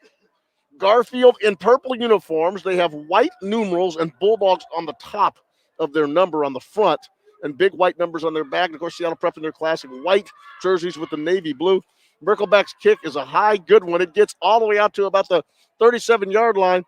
And a nice return by Alexander. Alexander picks the ball up at around the 37, sprints up and got a couple of blocks inside the 25-yard line, and he'll be brought down right around the 23. So give him about 14 yards on that return. Nice return by Alexander. Alexander is on his way to play for Air Force next year, along with wide receiver Jared Rosnos. So 2 smart kids, man. The Air Force Academy. Going to have a great time in Colorado Springs. And they won't really change jersey colors, will they? No, not at all. Looking to see if Braden Smith can get the ball to his wide receiver, Jared Rosnos. I'd like to see him go down and stretch the field with Rosnos against Garfield's DB. He pretty much had him locked up all game. Braden Smith brings his team to the line of scrimmage, and as he was calling out the signals, the entire right side of the line and the receivers all jumped and ran. So I think there may have been a little confusion on the snap count. Braden Smith came in. Sipe, the starting quarterback, hurt his ankle on a 10-yard run. Smith has been in ever since, and he's actually done a pretty good job. And Velling didn't get himself lined up. He just was a little off balance as he was lining up. Heard the snap call, kind of flexed, and they called a penalty on him for illegal motion on the line of scrimmage there. So that's going to knock Prep back another 5 yards, and it's going to make it 1st and 20. I feel like the way Garfield has their defense lined up against Prep in that particular formation, if they had a slant corner to Rosnos, that'd be 7 or 6. 7 with the extra point. We've got Cody Dotson in a slot to the right. We've got number 8, Jared Rosnos, as the split in on the right. Velling goes over there with them. Then he's got 2 wide receivers over on the other side in the slot in the split in formation, and it's an empty formation. Alexander goes to the right, and it's a throw over to the right, and he catches a little swing pass, and extended run game. We used to run that as a pitch sweep. But this is how we do it in the modern football. They just throw the ball out there, and Alexander on that little run gained about 2 yards. So you used to run the old toss sweep. 9:24 to go in the third quarter. 32 seconds to go on the play clock. Plenty of time. Prep with 3 wide receivers to the left, 2 to the right. Empty backfield. And there's that play right down the line. I've been looking for that. You were looking for it. Velling goes right down the seam for a touchdown. And Smith is absolutely crushed in the backfield. That's going to be a illegal hit on the quarterback, a roughing the passer play. Smith gets up and just does a little dance and asked if it was a touchdown. When the referee said yes, he went sprinting on his way. But he certainly was hit well after it, and a very disciplined player. He didn't point his finger at he didn't pull the Brett Favre and Warren Sapp thing. Right. He just went on down the field and didn't say anything. Tough kid, Smith. Yeah, he's definitely a tough kid. He's a smart kid too. Very smart, heady kid. You just let your pads and let your scores do the talking, and that's just what Garfield did on that. There's going to be a penalty on the kickoff for roughing the passer. The extra point, and here comes a little Bennett out to kick it. It is true. Bennett Miller knocks it through. So with 9 minutes and 11 seconds to go in the third quarter, it is Seattle Prep 28, the Garfield Bulldogs 0. That is a luxury in high school when you have a dependable kicker. Oh my goodness! I can. Bennett Miller's dependable kicker. I will second that emotion. Looking up at the Space Needle, in the gold elevator just slowly coming down. That thing comes down, and I believe it is 1 minute and 10 seconds from top to bottom. And there you get a beautiful view. It goes from 500, and I believe that is 540 feet at the observation deck. And here comes the second elevator coming in. That one's looking to the west, and they're being entertained by a beautiful sunset coming down. And here goes the one coming from the north as we speak. So it looks like all the elevators almost on cue are coming down. And that one's probably looking into the game, and in about 10 seconds, they're not going to be able to see it because they're going to sink right behind the stadium. Well, I proposed to my wife at the top of the Space Needle. And how was it? How did that turn out? How did that turn out for her? Was that a good decision for her? Looking back on that, what would she say today? Yeah, she would say it was a good decision. She would definitely any wife that is married to a basketball or a football coach, I tell you. Well, we're not married anymore, Juan. It was still a good decision. Every time I see the Space Needle, I'm reminded of that, though. I remember this lady walking by us telling her husband, "Oh, look, dear, he's proposing." Yeah, beautiful. Those beautiful stories up there. Oh, man. I'm sure there are many that if only the Space Needle could talk. Oh, yeah. 9 minutes and 11 seconds to go here on our community radio station, your community radio station, Rainier Avenue Radio World. I just say, at least I didn't fly to Vegas and get married by Elvis. Oh, my. Sam Carlson knocks the ball. It was 15 yards added onto that kickoff by the penalty. And we are talking about a variety of different subjects here at Rainier Avenue Radio World. Marriage counseling, how to engage to your potential spouse up at the top of the Space Needle. And a 28-0 Seattle Prep lead over the Garfield Bulldogs. Well, everybody has an idea what they want to do when they get married or how they want to propose. I've always wanted to do that, so I did it. And what more romantic place you could have to make that proposal than the Space Needle here in Seattle? Yeah, and she had never been to Seattle either, so it was a spectacular fall day. Was there a game going on at the stadium at that time? I don't even remember. I don't remember any of that. Cowling drops back 2 steps. He took a quick little pass. They went through a little out route to his little quick wide receiver, Jacoby Cochran, but that did not even get there. And it looks like just from the mechanical standpoint, we're trying to get Cam and Young back in sync, and Garfield's coaches were trying to do that, but that throw didn't even reach him. So he's probably having a little problem just getting himself set up, and hopefully he'll complete a couple of passes, get his confidence going again. And that will help the Garfield offense get back in motion. 9:07 to go in the third quarter. Seattle Prep 28, Garfield nothing. Cowling calling the signals. He's got 2 wide receivers out there. Leon Neal in the backfield, and he's pressured again. And he's brought down in the backfield. He's brought down by number 30. That is Isaiah May. May gets back there and puts pressure on him, brings him down. That's going to be another loss of about 14 yards, and it is going to be third down, and let's call it about 24. I think he's taking too long to make his reads. and he's got guys open, but he needs to go through his progressions faster. Seattle Prep has definitely created some problems for him, and they certainly have boxed up his receivers, and they've told them you're going to make anybody but Quentin Jordan beat us today. Yeah. They've got two guys over the top of Jordan, and they're certainly just not getting away with some of the things they got away with last week against Rainier Beach. Cowling back to pass. He escapes the rush, and he goes ahead and picks up about 6 yards and then just slides down. But there's a flag out there in the secondary, and we'll see if that's a hold against Seattle Prep. The receiver for Garfield, he was throwing the flag, that popular signal that you see where he's just throwing the flag up over his head. He was trying to say, which indicates pass interference. And by the way, Granville, that's every wide receiver is open or held. Exactly. Every wide receiver wants a flag on every play, unless they're wide open and catch a touchdown. But that's just the way the game is. Come on, son. Stay out. Holding on Seattle Prep. So let's see what this does. This is going to be spotted up near the 20-yard line. I think the foul was at the 19-yard line. It's automatic first down? Not in high school football. Not in high school football, no. Okay. Let's see where they call it. So they're spotting it at they're adding it on to where he was down. So he was down at the 10-yard line. They will bring that up now 10 yards to the 20. Just past the 20, maybe about the 21. So it'll be, let me see if that's that.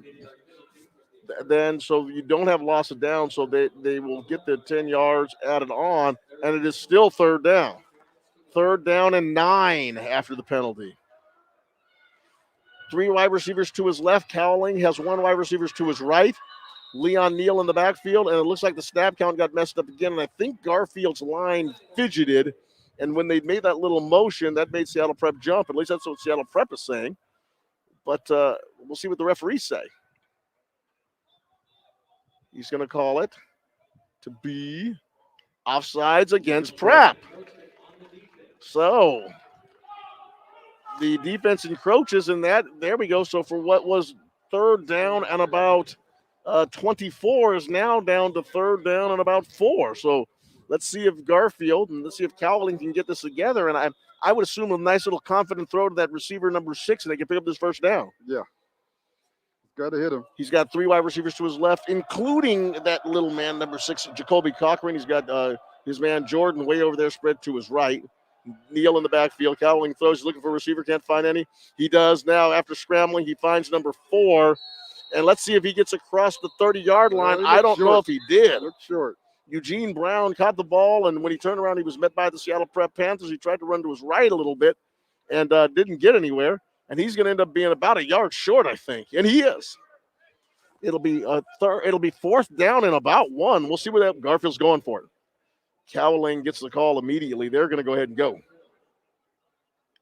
Big kid like Cowling, he should be able to sneak it and get that first down. You would think. But once again, Seattle Prep's defensive line and led by a number of different players, including number 56, Will Thompson. That's not an easy proposition. And here we go. There's a timeout by Garfield. So Garfield making this a chess match. They really would like to see if they can kind of get something out of this drive and at least to extend it. And they're calling timeout to see if they can pick up this 4th and 1. Juan Cotto, Granville, Emerson, the Space Needle, Leon H. Brigham Field on your community radio station, our community radio station, Rainier Avenue Radio.world, 6:44 to go in the 3rd quarter. Seattle Prep up 28-0 on a beautiful day here in the Pacific Northwest. Absolutely gorgeous day here in Seattle. The Garfield Bulldogs, the Seattle Prep Panthers, really all of us in our community. I mean, geez, after a year of the pandemic, an abbreviated football season, giving kids an opportunity. And we always say on Rainier Avenue Radio.world, we tell so many different stories. But we tell the stories of our children in the community, and this is one of them. Sports is such a big thing that our children do. And to be able to get out here and to celebrate community by coming and playing football, and girls playing basketball and softball and volleyball, and the ability for all of us to come together to watch our children and to see these stories and to build these relationships is so important. And that was taken away from us during the pandemic. Yeah, I mean, activities for kids are key. Whether you're playing football or you're a part of a club at school, it's still a big deal to help you get through the rigors of school. And so mentally, it's needed for kids Absolutely. to be able to get back to what they were normally accustomed to doing, whether it's sports or another school activity. Garfield comes out with 3 wide receivers to the left. They had a couple of backs in the backfield with Cowling in a compressed formation on the field side. And they hand the ball off to Leon Neal, and who goes up the middle and picks up the first down. So a gutsy call by Garfield on a 4th down and 1 on their own 29-yard line. They pick up 6. It's a good first down. I'd like to see them go and put this in the end zone and make some type of a game out of this. Leon Neal, the Washington State recruit, how incredible. His dad was a Husky star. And now Leon Neal, carrying his father's name, is going to go to Washington State University and play for the Cougars. So that will be fun family discussions in the future. Most definitely. And Cowling escapes a rush and throws for that man again, Quentin Jordan. There he goes at the 40-yard line, at the 30, at the 25. Big play. Quentin Jordan picks up a 45-yard reception, and that flips the field, taking the ball down to Seattle Prep's 25-yard line. Quentin Jordan making another big play, big catch. Cowling scrambling around until he found him, threw the ball downfield, found him at around the 40-yard line, and he makes another one of his runs. And when he makes that 4th step, he's a pretty evasive athlete. Yes, he is. Yes, he is. He showed some soft hands in actually catching that. Oh, and there's an injury. Let's see. Elijah Valley Buchanan bringing down Jordan. Looks like he took a little bit of a tweak on his left ankle, and he's slowly walking off under his own power. And that's one of the beautiful things about sports, Granville. Number 33 for Seattle Prep puts his arm around him. Lewis Schrock, his brother, and walks him right off the field. And I love to see that. It's such a great celebration. That's what football is all about. Absolutely.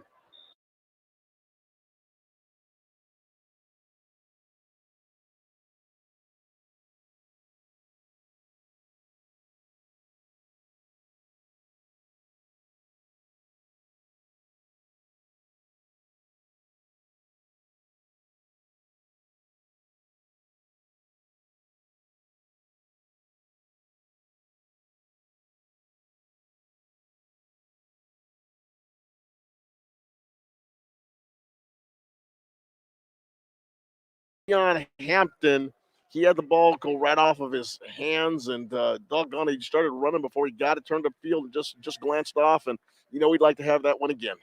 No doubt about it. Just shake it off, 27. You'll get the next one. Look it into your hands and then turn upfield. Frustrating, but we've all done it, and you'll get one. 5:27 to go in the 3rd quarter. Here comes the Garfield Bulldogs. 2 receivers to the right, including Jordan.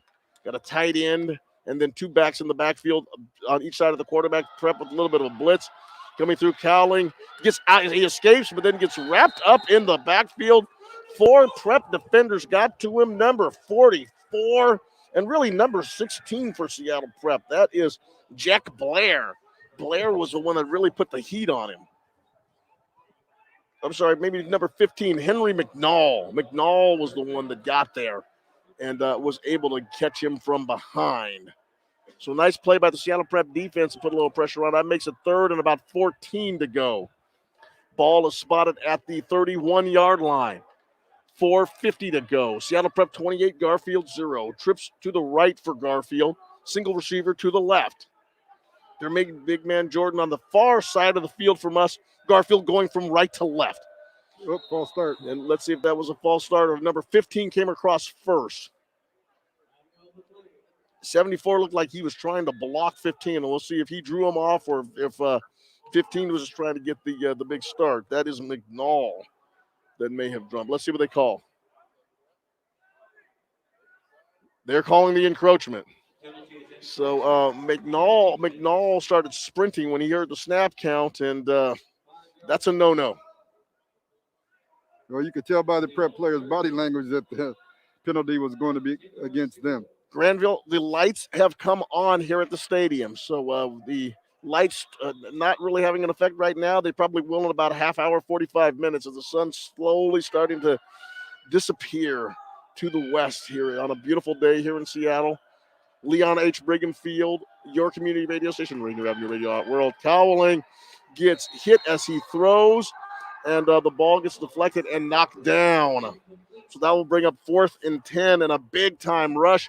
And I believe for the Seattle Prep team, that was number 44 on that one, who got his arm up in the air. And that young man's name is Austin Hanifo. Hartino. Austin Hartino. Hartino. My glasses at Granville could be improved. But that would indicate that my eyes are getting worse and I don't want to get new glasses. So here comes Seattle Prep right now. Here's Garfield right now, behind 28-0. Seems they can put points on the board. They are in a pistol formation. We have a receiver out to the left, trips to the right. The snap to number 2, cowling the quarterback. The nice pass. He was confident on that one and threw a bullet. Yeah, that was a strike to Eugene Brown, but unfortunately, he's going to end up about 6 yards short. Actually, 4 yards, so a 6-yard gain, but just not enough for the first down. So a turnover on downs, and Seattle Prep gets the ball back up 28-0 with 4:16 to go in the third quarter. This is quite an upset here that we have going on. Juan, 28-0 Prep. You know, we shutout so far. You're never sure what to expect in the early season of football, and it's such a unique circumstance to be playing football this time of year. But last year, last week, I just thought it was such a surprise to see Ballard beat Prep the way they did. Prep usually one of the stronger teams in the private school section of the Seattle Metro League. Well, Prep was missing the guy that has 3 touchdowns today, and they were missing Jared Rosno. So those are some key losses for them last week. They only had 7 points, which is uncharacteristic for them and their offense, when most of these guys, their skill position players, are returning starters from last year. Seattle Prep lines up in a double wing formation almost, with the quarterback under center and single back, and they went ahead and handed the ball off to, that was Eli Black, number 2, and a real powerful play up the middle, and almost like just a wedge play.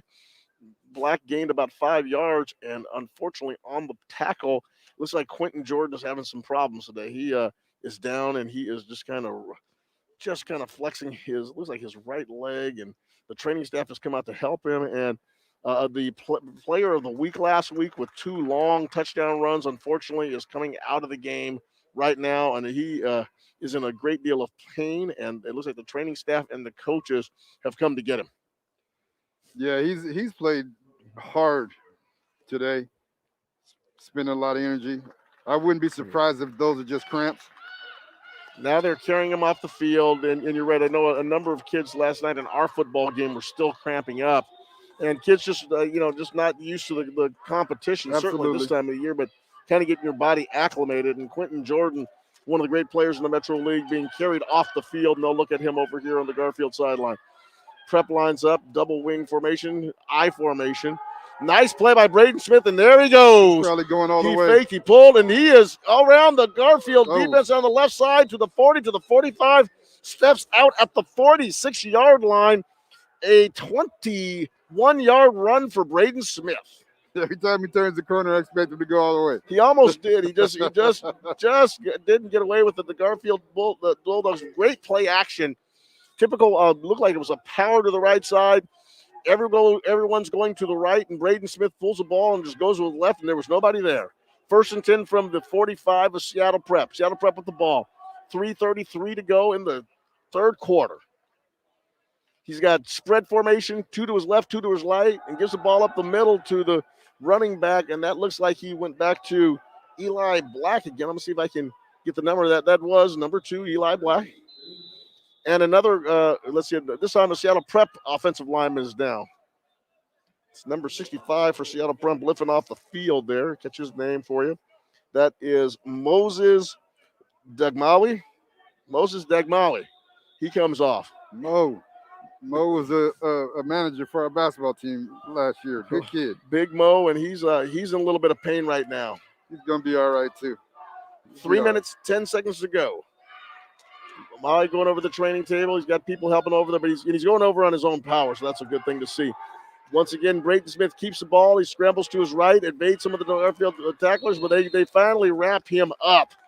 Nice little play right there by number 13, D. Dukes for Garfield. boy, they've been chasing this kid around. And you're right, he's got some quick speed. He's tough to catch, but old Duke's got him. Well, that was good defense from Garfield, keeping outside containment. And that's exactly how you do that. 2:38 to go here in the third quarter. Seattle Prep 28, Garfield nothing. They don't have enough people up top to cover the trip set on the left side over there. Braden Smith taking note of that, as are the Prep coaches up in the box. Are probably signaling him a play. 3 to his left, doubles to the right, empty backfield. Braden Smith calling the signals in the sunshine. He does a little quarterback sneak. He runs, and he's just met there by number 53 for Garfield, who was not fooled by the quarterback sneak. It looked like he was looking for it. Yeah, they could have threw the ball to the slot guy out there. Jameel Cola makes that tackle. 155, 154, 153 to go in the third quarter. This is Prep second punt? This is Prep's, I believe, their third punt. Third punt? I think. But, my mind, man, 2 and 1 and 3. I remember the one that they did the fake punt. That's right. If they kick it, it'll be their second punt. Okay. Because one was a fake. And when you have this gentleman's speed right here, is this Kendon Alexander back there? Or who's That's that? Jared Rosnos. That's Rosnos. Well, yeah, when you got his speed, fake punts are a good thing. Rosnos goes a little bit to his right, kicks the ball, looks like off the side of his foot. Ball goes sky high. It bounces at the 38-yard line, stops on the 35, and that will be about a 25-yard kick for Seattle Prep. And Garfield will start this drive with 1:13 to go in the third quarter on their own 35-yard line, down 28-0. And the question is, can Garfield put some points on the board? That is the quintessential question. With 1:13 left to go in the third quarter, can they get off that goose egg? Garfield High School, Seattle, Washington, the central area, a neighborhood that has changed so much over the years. And the Garfield faithful, however, people that are there from Garfield, including my mother, they love the purple, they love the white. They love the history. They love the tradition that the Bulldogs bring. So many unbelievable performers, so many unbelievable people out of that high school. Quincy Jones, who the musical performance theater is named after, is Cowling starts to run upfield. He gains about a yard on a scramble play. It'll be second down and about 8. Give him 2 yards. Nice scramble by the young man Cowling, looking to get his confidence back.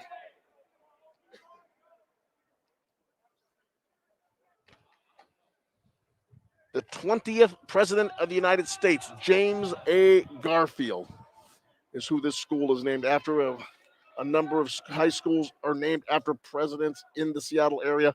Cleveland, Franklin, Roosevelt, and Garfield. As the snap goes right between the legs of Cowling, just a low snap on the ground. He couldn't get it up. Leon Neal falls on it. Looks like they lost about 12 yards on that play. And it's going to be second down and about 20. 17 seconds ago. I wonder if they'll let the clock run out.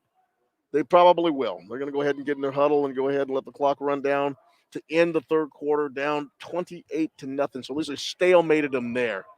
Juan Cotto and Granville Emerson here at Leon H. Brigham Field at Memorial Stadium. And we're going to go to Daniel. Or we're going to go to We'll go to Daniel Bellis really quickly, and he'll give us some updates. Yes, thank you, Juan. There. Yesterday, some action in high school football right here in Metro League. The Eastside Catholic with the blanking of Rainier Beach, 35-0. O'Day with the shellacking of Ballard, 41-7.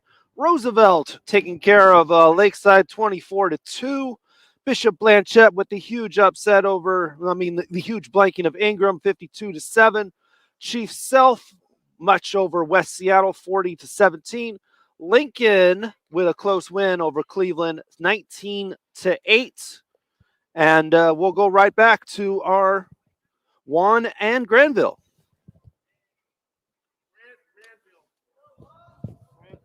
So interesting, Granville, to have the Lincoln Lynx back.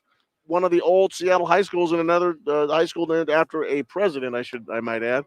And, of course, Queen Anne High School and Lincoln closing their doors back in the early to mid 1980s. The city growing in population, and now Lincoln is back up on the ball. Yeah, I feel for the kids at Lincoln. They started last year with the freshman, sophomore class. I don't know how many juniors they have this year. Tough for them to compete. Wow. Cowling went back to pass. There's little hijinks going on back in the Garfield backfield. Cowling went back to pass. He had 3 receivers to his right, and he had a busted coverage by Seattle Prep, and Jacoby Cochran was running all by himself. And, he was running free, and unfortunately, the pass from Cowling was about 4 yards too far out in front of him. But he was wide open at around the 40-yard line, and it was a miss. Certainly a sure touchdown if he had caught it, and just couldn't convert on that one. Doggone it. He was wide open. I'm sure he would love to have that throwback. Juan Cotto, Granville, Emerson, Rainier Avenue Radio.world, your community radio station, our community radio station. Like I said, Rainier Avenue Radio has been the beacon during the pandemic, updating our community on so many different things, and just in terms of health and safety, different places where you can find food if you're food insecure. As the snap goes back to Cowling's on the ground with an empty backfield, he rolls to his right. He throws up for Quentin Jordan, who's back in the ball game and makes a tremendous catch. Nice ball. That was a nice ball he threw, too. He made a tremendous catch falling back. He leaped up as high as he could, somehow came down with the ball, and the big fella grabbed it. And he's getting a pat on the head from a man who he has been battling, Elijah Valley Buchanan, and 2 guys who are both kind of limping along. They are going to be sore tomorrow, both of them. But it looks like this whole play's coming back. Oh, that's too bad. That's really too bad. I hate to see great plays get called back by penalties. That was a great throw and a great catch. I hope Tony Benton doesn't mind, but I'm going to give Federal Express a little bit of a commercial here as one of their DC-10s is just sailing over the city right now. Just a beautiful cargo plane heading over to SeaTac, floating over the Emerald City on a beautiful, how would Dave Niehaus describe this?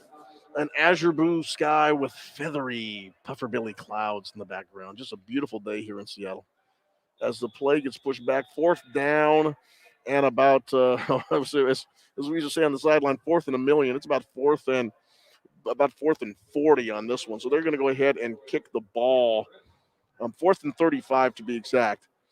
And here comes their kicker, their outstanding kicker, Marcus Merkelback, and the ball is snapped to Merkelback, and he hits a low line drive punt that bounces at the 45 and runs past the 50 to the 40. And it runs inside of the 35-yard line, and that is going to be a 55-yard punt by Merkelback. Well, we were talking like a fan. Come on, Kenan, pick that up. But we had a conversation this week on our coaching staff at Rainier Beach how important it is to catch punts. Yes, exactly. We lost, I think, about 50 yards in field position by just letting the ball hit the ground, and the returner back there just let the ball bounce, and it took that pointed bounce that it takes on his field turf and gave him another 20 yards on that roll, and that ends up being a 55-yard punt, which will definitely pad the stats for Merkelback. Here comes Seattle Prep, compressed formation, 11:22 to go in the third quarter. They've got 2 wings, and they've got just a bunch of guys standing right there along with the quarterback. Hands off to the number 2, Eli Black, and he kind of dances around the backfield, gets a yard maybe. And the clock is just rolling for Aaron Mall and his Seattle Prep Panthers. I wonder what the extent of Elijah Valley Buchanan's injury is, because he has not come back into the game. He's not come back into the game as a running back, but he has come back on. He came back as he was playing cornerback on that play that Smith made. Okay, so he's been on he's been on defense. Okay, great. So they've both been able. He and Jordan they carried him off the field, but they both came back, and both those guys are hanging tough. 2 tough guys. 10:50 to go in the third quarter, and Smith takes a big shot as he gets rid of the ball. And he throws it out to the receiver on the far side. And that is, let me get that young man's number. That's number 21 for Seattle Prep. That is Cody Dotson. Dotson makes a nice little move, and he picks up about 7 yards. It'll be 3rd down and just a long 2. Maybe the press box says 3. Their eyes are probably better than mine. I'm going to say a long 2, 2.5. Smith gets back. He's got 2 receivers to his right, 3 to his left. calls out the signal, claps, gets the signal from Coach Mall. Now he creeps up to the line of scrimmage, shouts something to his lineman, scans the Garfield defense, claps his hands twice. He's got the ball, fakes a throw, and goes running up the middle. Nice job by Braden Smith. He goes running right up the middle for a first down. That's a very heady quarterback right there. Get the first down, get down, don't take any contact. One thing I like about this kid is the importance of fakes, Granville. He really fakes well. Yeah. And he looked like he was throwing that ball 40 yards down the field with a big arm pump. And then when the defense separated, he just went ahead and got his 5 yards and hit the ground. Like you said, they haven't missed a beat with him behind center. I hope Jake Sipe is okay, though. There are 5 birds flying. Looks like 5 geese flying in the Delta formation, and they are just flip-flopping right across the stadium. As a timeout was called, I think it was maybe an equipment adjustment issue, but the referee is taking care of that. And the birds went sailing overhead, just enjoying a free glimpse of the game. Juan Cotto was complaining about his glasses, but his eyes don't miss a thing. First down and 10. First down and 10 from the 48-yard line. Here comes Garfield. Here comes Seattle Prep with the Garfield defense. It looks like another official's timeout. Looks like there is something like an equipment issue going on. They're making a kid remove something, and I don't know if he's got his mask. It is a mask issue, and that's one of the things that they have mandated in Washington State football this year. You have to have the mask on, and it's got to be up above your nose. It's got to cover your face. And they're making sure that we keep our athletes safe. They're making sure that we keep the referees safe and people around them, even the broadcasters. And we are also masked up here as we're calling the game. Hand off to Alexander. And he's running to his left, and he picks up about 2 yards. So Seattle Prep is content to run out the clock right now. 9:23 to go, and they're just kind of matriculating the ball and eating up time, and they're eating up territory. Leon Neal with the tackle. And he's had a tough day against his former school. 9:05, 9:03, 9:02. Rainier Avenue Radio.world, your community radio station. Juan Cotto, Granville, Emerson. As Braden Smith hands the ball to back, there he is. Elijah Valley Buchanan, who runs to his right side, powers up the field for about a 6-yard gain, but it may be coming back. Yeah, doubtful that Leon Neal will be bragging about this game, but he'll definitely be bragging about going to WSU. He will, indeed. Oh, we have a cramp down there. There's number 13 for Garfield, and he is down D. Dukes, who's played a heck of a football game for them on their left side of their defensive line. Looks like he's got cramps, and he's just in a kneeling position, and he looks like he's hurting really bad right now. The trainer comes out and checks him, and is looking at either the lower part of his leg, and I'm wondering if he's cramping or if he just maybe tweaked his ankle a little bit. Yeah, on sunny days, it's usually about 5 to 10 degrees warmer down on the field. So it's been a warm day in Seattle today, so maybe that's a big reason why we are seeing so many people cramping up. And the other thing, too, is that a lot of kids just don't drink during the game. And Yeah. I know that's another thing that's hard right now because you can't bring in Gatorade, you can't bring in certain things because of the COVID virus. So you have to have your own bottles of water, and you really you have to have your own bottle. You can't share bottles. Yeah. And I think that a lot of kids aren't drinking the water, and when they're not, they're definitely going to cramp up if they're putting out the type of energy that this young man is. Yeah, I mean, they at least need to have Gatorade chews on the sideline or something. I'm sure they can bring those in if they can't bring in the liquid Gatorade. But there's a lot of stuff nowadays to keep kids hydrated. As a coach, I think we need to make sure the kids stay hydrated. The Garfield Bulldogs, last week, they had a big win over the Rainier Beach Vikings, 28-22, a last-second touchdown pass. Quentin Jordan took it 65 yards. I remember I was just sitting there watching him speed down the sideline, and man, so frustrating. Did he wave at you on his way by? He did, and you know something, Granville? Say, what's up, coach? If I would have tried to stop him, I think he just would have trucked right over me. He's a big fella. And a tremendous victory for Garfield. Congratulations to you guys.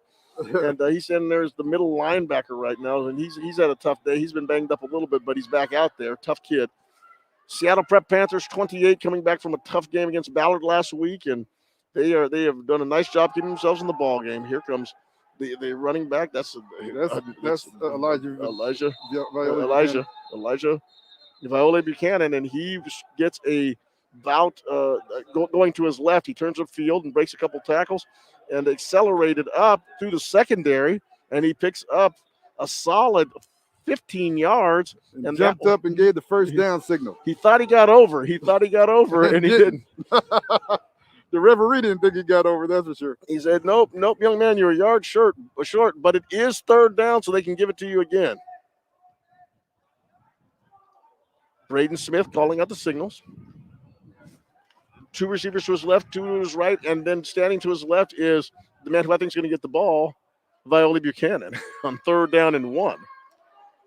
Or they might hit a seam route to Velling, although the safety's over the top of that seam. They've finally figured out Velling, haven't they? Yeah, they needed to make that adjustment, and they did. Handoff goes to the young man, Viole Buchanan, and looks like he was mad. He didn't get it, did he? No. Simple dive play to the left, and he was pushed back.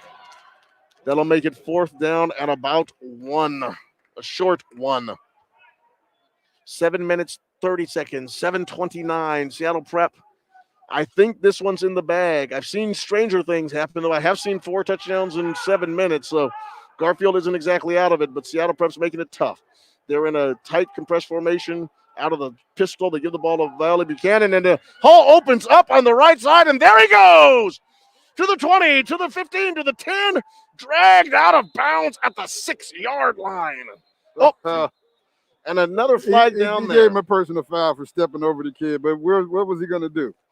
Jacoby Cochran ran him down, and Viole Buchanan was certainly on his way to the end zone. And there's also a flag back here in the Seattle Prep backfield, and we'll see what goes on. There's a big conference of officials down on about the 5-yard line, and half of Seattle Prep's coaching staff is over there with them. So I'm sure they're getting an earful from themselves and also from a lot of advice from the coaching staff of Prep.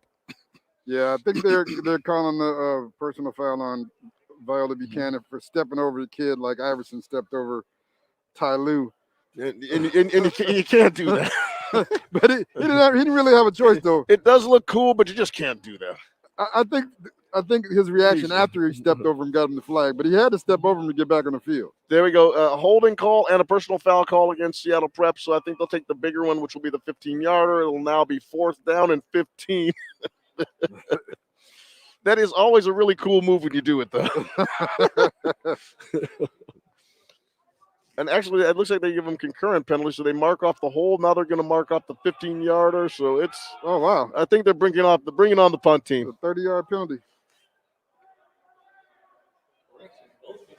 Yep. So yeah, there was a correction from the press box. They are concurrent penalties. One gets tacked on. So, and actually, when the whistle blows, it becomes a dead ball foul afterwards. So it gets tacked on, and it is 4th and 1,000,000 for Prep. So they're bringing on their punt team, and that means that man over there is that Alexander back there punting, or is that Rasnos? That's Rasnos. And he does a little scramble to his right, and he gets the ball off. A heavy Garfield rush, but he did get the punt off. Ball bounces at the 36-yard line, bounces inside the 35 down to the 31, and I think they're going to mark it at about the 33. So Garfield's ball at the 33-yard line, 7:01 to go in the 4th quarter. Seattle Prep up 28-0, and the question is, Granville, can Garfield score? That is the question. Juan Cotto and the assistant coach at Seattle Prep basketball and the host of LidLine Sports. Mondays, 7 to 8 p.m. live. And how did you guys come up with the name LidLine Sports? It was just a play that I thought of on Headline Sports. Mm-hmm. So lid is on your headline. I love that. It's play on words. I love that. Nice ball. There's Cameron Jordan. Cameron Jordan running down the right side. He made a nice move and exploded down the right side on just a simple, what we used to call a go route, a streak, a fly pattern. And he got behind the defender, but one problem, the ball was about 2 yards out in front of him. They still call it a go. And, well, he was gone. He was. But there was just one thing missing, the throw. And I think he should have left his feet. those low percentage passes. I mean, boy, if you can get out in front, it's cool, but it's so tough sometimes to put the ball on the kid. And poor Cowling's had a tough day today. He's missed some throws, some tougher than the others, and that one he's going to want back as well. 2 receivers to his left, 2 receivers to his right. Cowling comes up with, I think that's Leon Neal in the backfield, snap down at his feet, and he just gets, as he was throwing the football, he just got bopped from behind. I mean, that was a corner blitz, and it looked like number 26 for Seattle Prep. That young man is named Brendan Cannon, and it looks like he was shot out of a cannon and just went right into his back. Hats off to Aaron Mall and the staff. I think they put together a really good defensive game plan. They put together a really good staff, and they're extremely well coached. Both teams very disciplined, and looks like they are fighting to see if Garfield can get some points here. Garfield's kids are not out of it at all. They've all been focused, and they stayed in the ball game. Pistol formation, 2 receivers to the left, 2 to the right. Cowling throws. He's got that little guy, number 6 again. Number 6. Good little player. And his name is Jacoby Cochran, and he catches the pass, gains about 6 yards. It'll be 3rd down and 4. Actually, it'll be 4th down and 4. And another official's timeout, and we have another player cramping. We have another player hurting. That's number 52 for Garfield. Just so we can let the parents know that we're thinking about your kids. And Alicia Esse is just kind of walking around. He took maybe a little bit of a ding as the training staff comes out and talks to him. And he's just kind of grabbing his face mask and saying, oh, boy, that hurts. But he's walking off under his own power. Looks like he's going to make it to the sideline okay. 6 minutes, 35 seconds to go. Granville, it's been an honor to work with you today. Thank you so much for coming down. Thank Tony Benton for asking me, and thank you for the great job that you've done today, man. You've been spectacular. It's been a spectacular day. Football in Seattle, high school football at Memorial Stadium. Well, Cowling, I feel bad for the young quarterback for Garfield. Cowling on 4th down and about 6. He has had a tougher day, and he threw it off the shoulder pads of little Jacoby over there, Jacoby Cochran, and that ball bounced away, and they did not pick up the 4th down. And he had a little bit of pressure on him. Cochran did. He didn't really have a lot of space from the defender. They certainly put a little bit of heat on him, but ball bounces off his shoulder pad, incomplete. And it will be Seattle Prep's ball on Garfield's 38-yard line. Here come the Panthers back out. 6 minutes, 24 seconds to go. 28 for Seattle Prep, Garfield nothing. Space Needle just standing proudly in the background of Memorial Stadium on a beautiful day here in Seattle, Washington. As Elijah he motioned over to his right, and the give was to his brother. It was to Vaioli's brother, Bill Vaioli, and Bill Vaioli picks up 2 yards. So it's like he told his brother, get out of the backfield, man. I want this one. 6 minutes and 4 seconds to go. Seattle Prep in compressed formation. Single back in the backfield and right next to the quarterback, Smith. That's Bill Vaioli.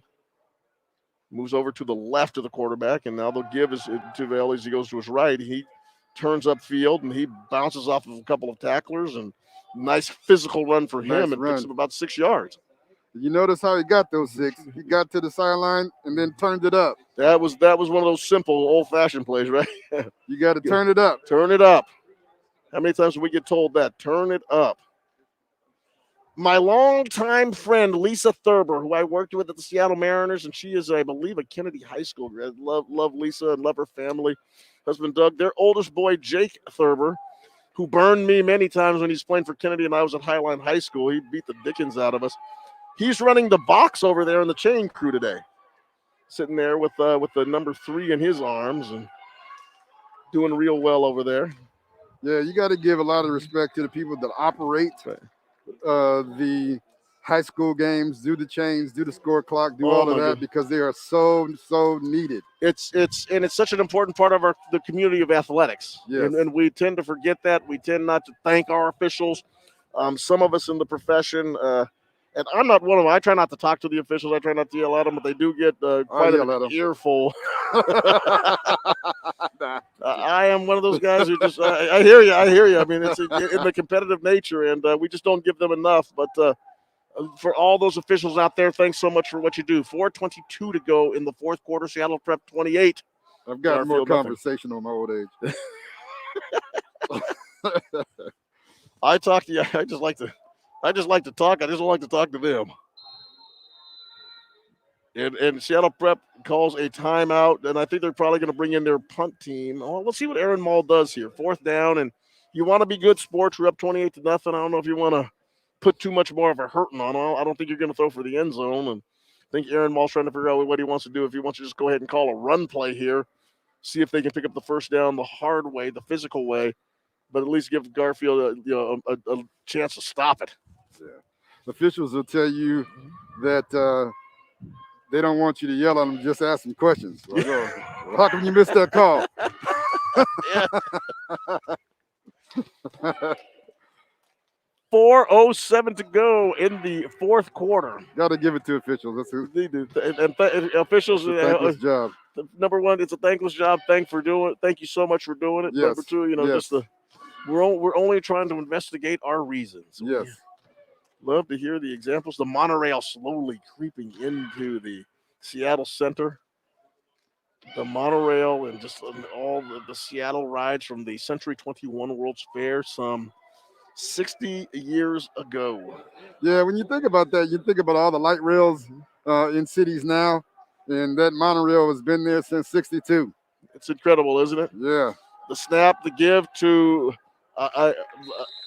Elijah Violi Buchanan, and it's 4th quarter. You can just call him AVB. AVB, and AVB is brought down on the 25-yard line.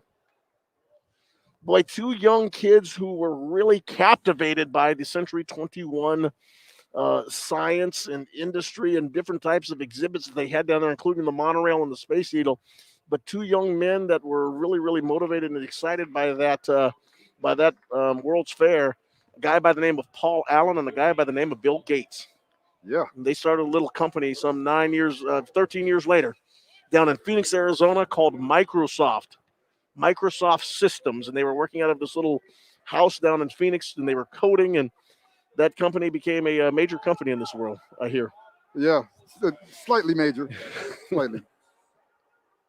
All started for the imagination from the 1962 World's Fair.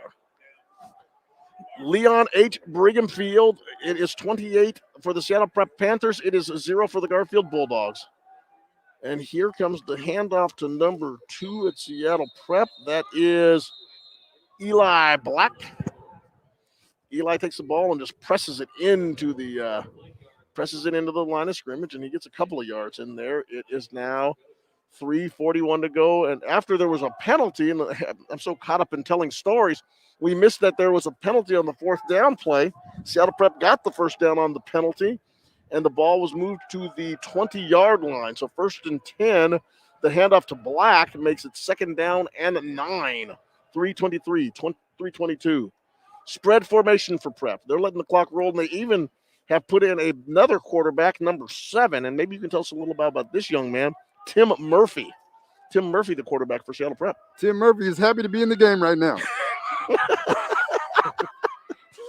8 seconds to go on the play clock. Murphy gets the snap, goes right through his hands. Got to catch it first, Tim. Got to catch it first. He did not get the ball. He tried to fall on it, and he got under him there was grease on the ball, and it was recovered by his teammate, number 42. And that is a young gentleman by the name of Ethan Huey fell on that football. And that brings us to 2 minutes and 39 seconds to go. And that will bring up a solid 3rd down. And like we've been saying, about 3rd down and about 24 after the snap goes through the hands of little Murphy. So in 1959, hotel executive Edward Carlson traveled to Stuttgart, Germany, where he saw a broadcast tower with a restaurant on top and was inspired to build the Space Needle. He drew it on a napkin, almost just the way it is right now.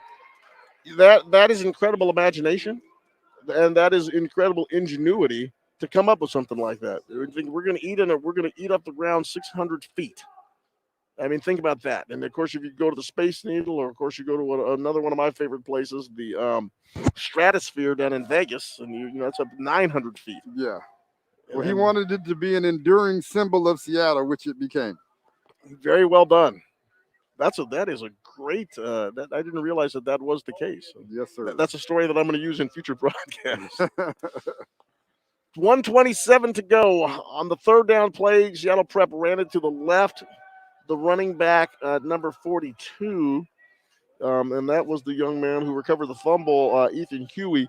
He picked up maybe a yard, and so that'll make it fourth down and a lot. I mean, it looks like it's about 23 yards. And now Seattle Prep calls timeout. It looks like they're going to put in either the punt squad. I think they're going to put in their punt squad or maybe their JV offense or something. They're bringing out a wholesale changes for the Panthers. And they're going to go ahead and savor this 28-0 lead. Our man, that little quick scat back there, number 6 for Garfield.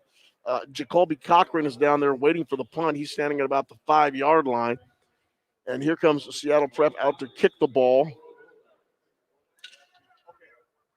Go ahead and punt formation. A lot of these cool punt things that they do, kind of a tight shift into the punt formation with one man way out on the outside. Rugby punt by the number 8, the young man who's going to Air Force. And he is named Rasnos. Jared Rasnos. Not going for punting, though. No, he's not going to be a punter. Because he actually whiffed that ball and went straight up in the air and came down, and he might have got 6 yards out of that punt. 53 seconds ago.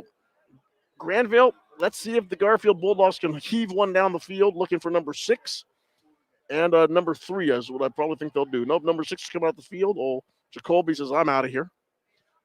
And but Big Cameron, is Big Cameron in there? No, he's not. Give Cameron a break. Yeah, but their quarterback, who has just had a tough day, but he's kept his head up and he's still led like a quarterback. Good moxie, old E.J. Kemenong. He's still out there and he's still fighting for his team. He's still fighting for the pride of Garfield. Juan Cotto, Granville, Emerson, Rainier Avenue Radio.world. E.J. Kemenong rolls to his right, getting chased down by Seattle Prep. He makes a quick throw back towards the middle of the field. Play into the horn blows. And he got leveled back there. Couple of Prep defenders really went after him. It looked like one of the JV kids, number 45, doesn't have his name out here on the list, but one of the kids really got to him, and they put him on the ground. That actually was Tyler Heinen. Tyler Heinen. I like the numbers for Seattle Prep's football team. There's a lot of kids over there on that sideline. In this day where it's hard to field a team of football players in some places. So they got a good-looking squad over there. They really do. And they've done a nice job tonight in a very, very professional, classy 28-0.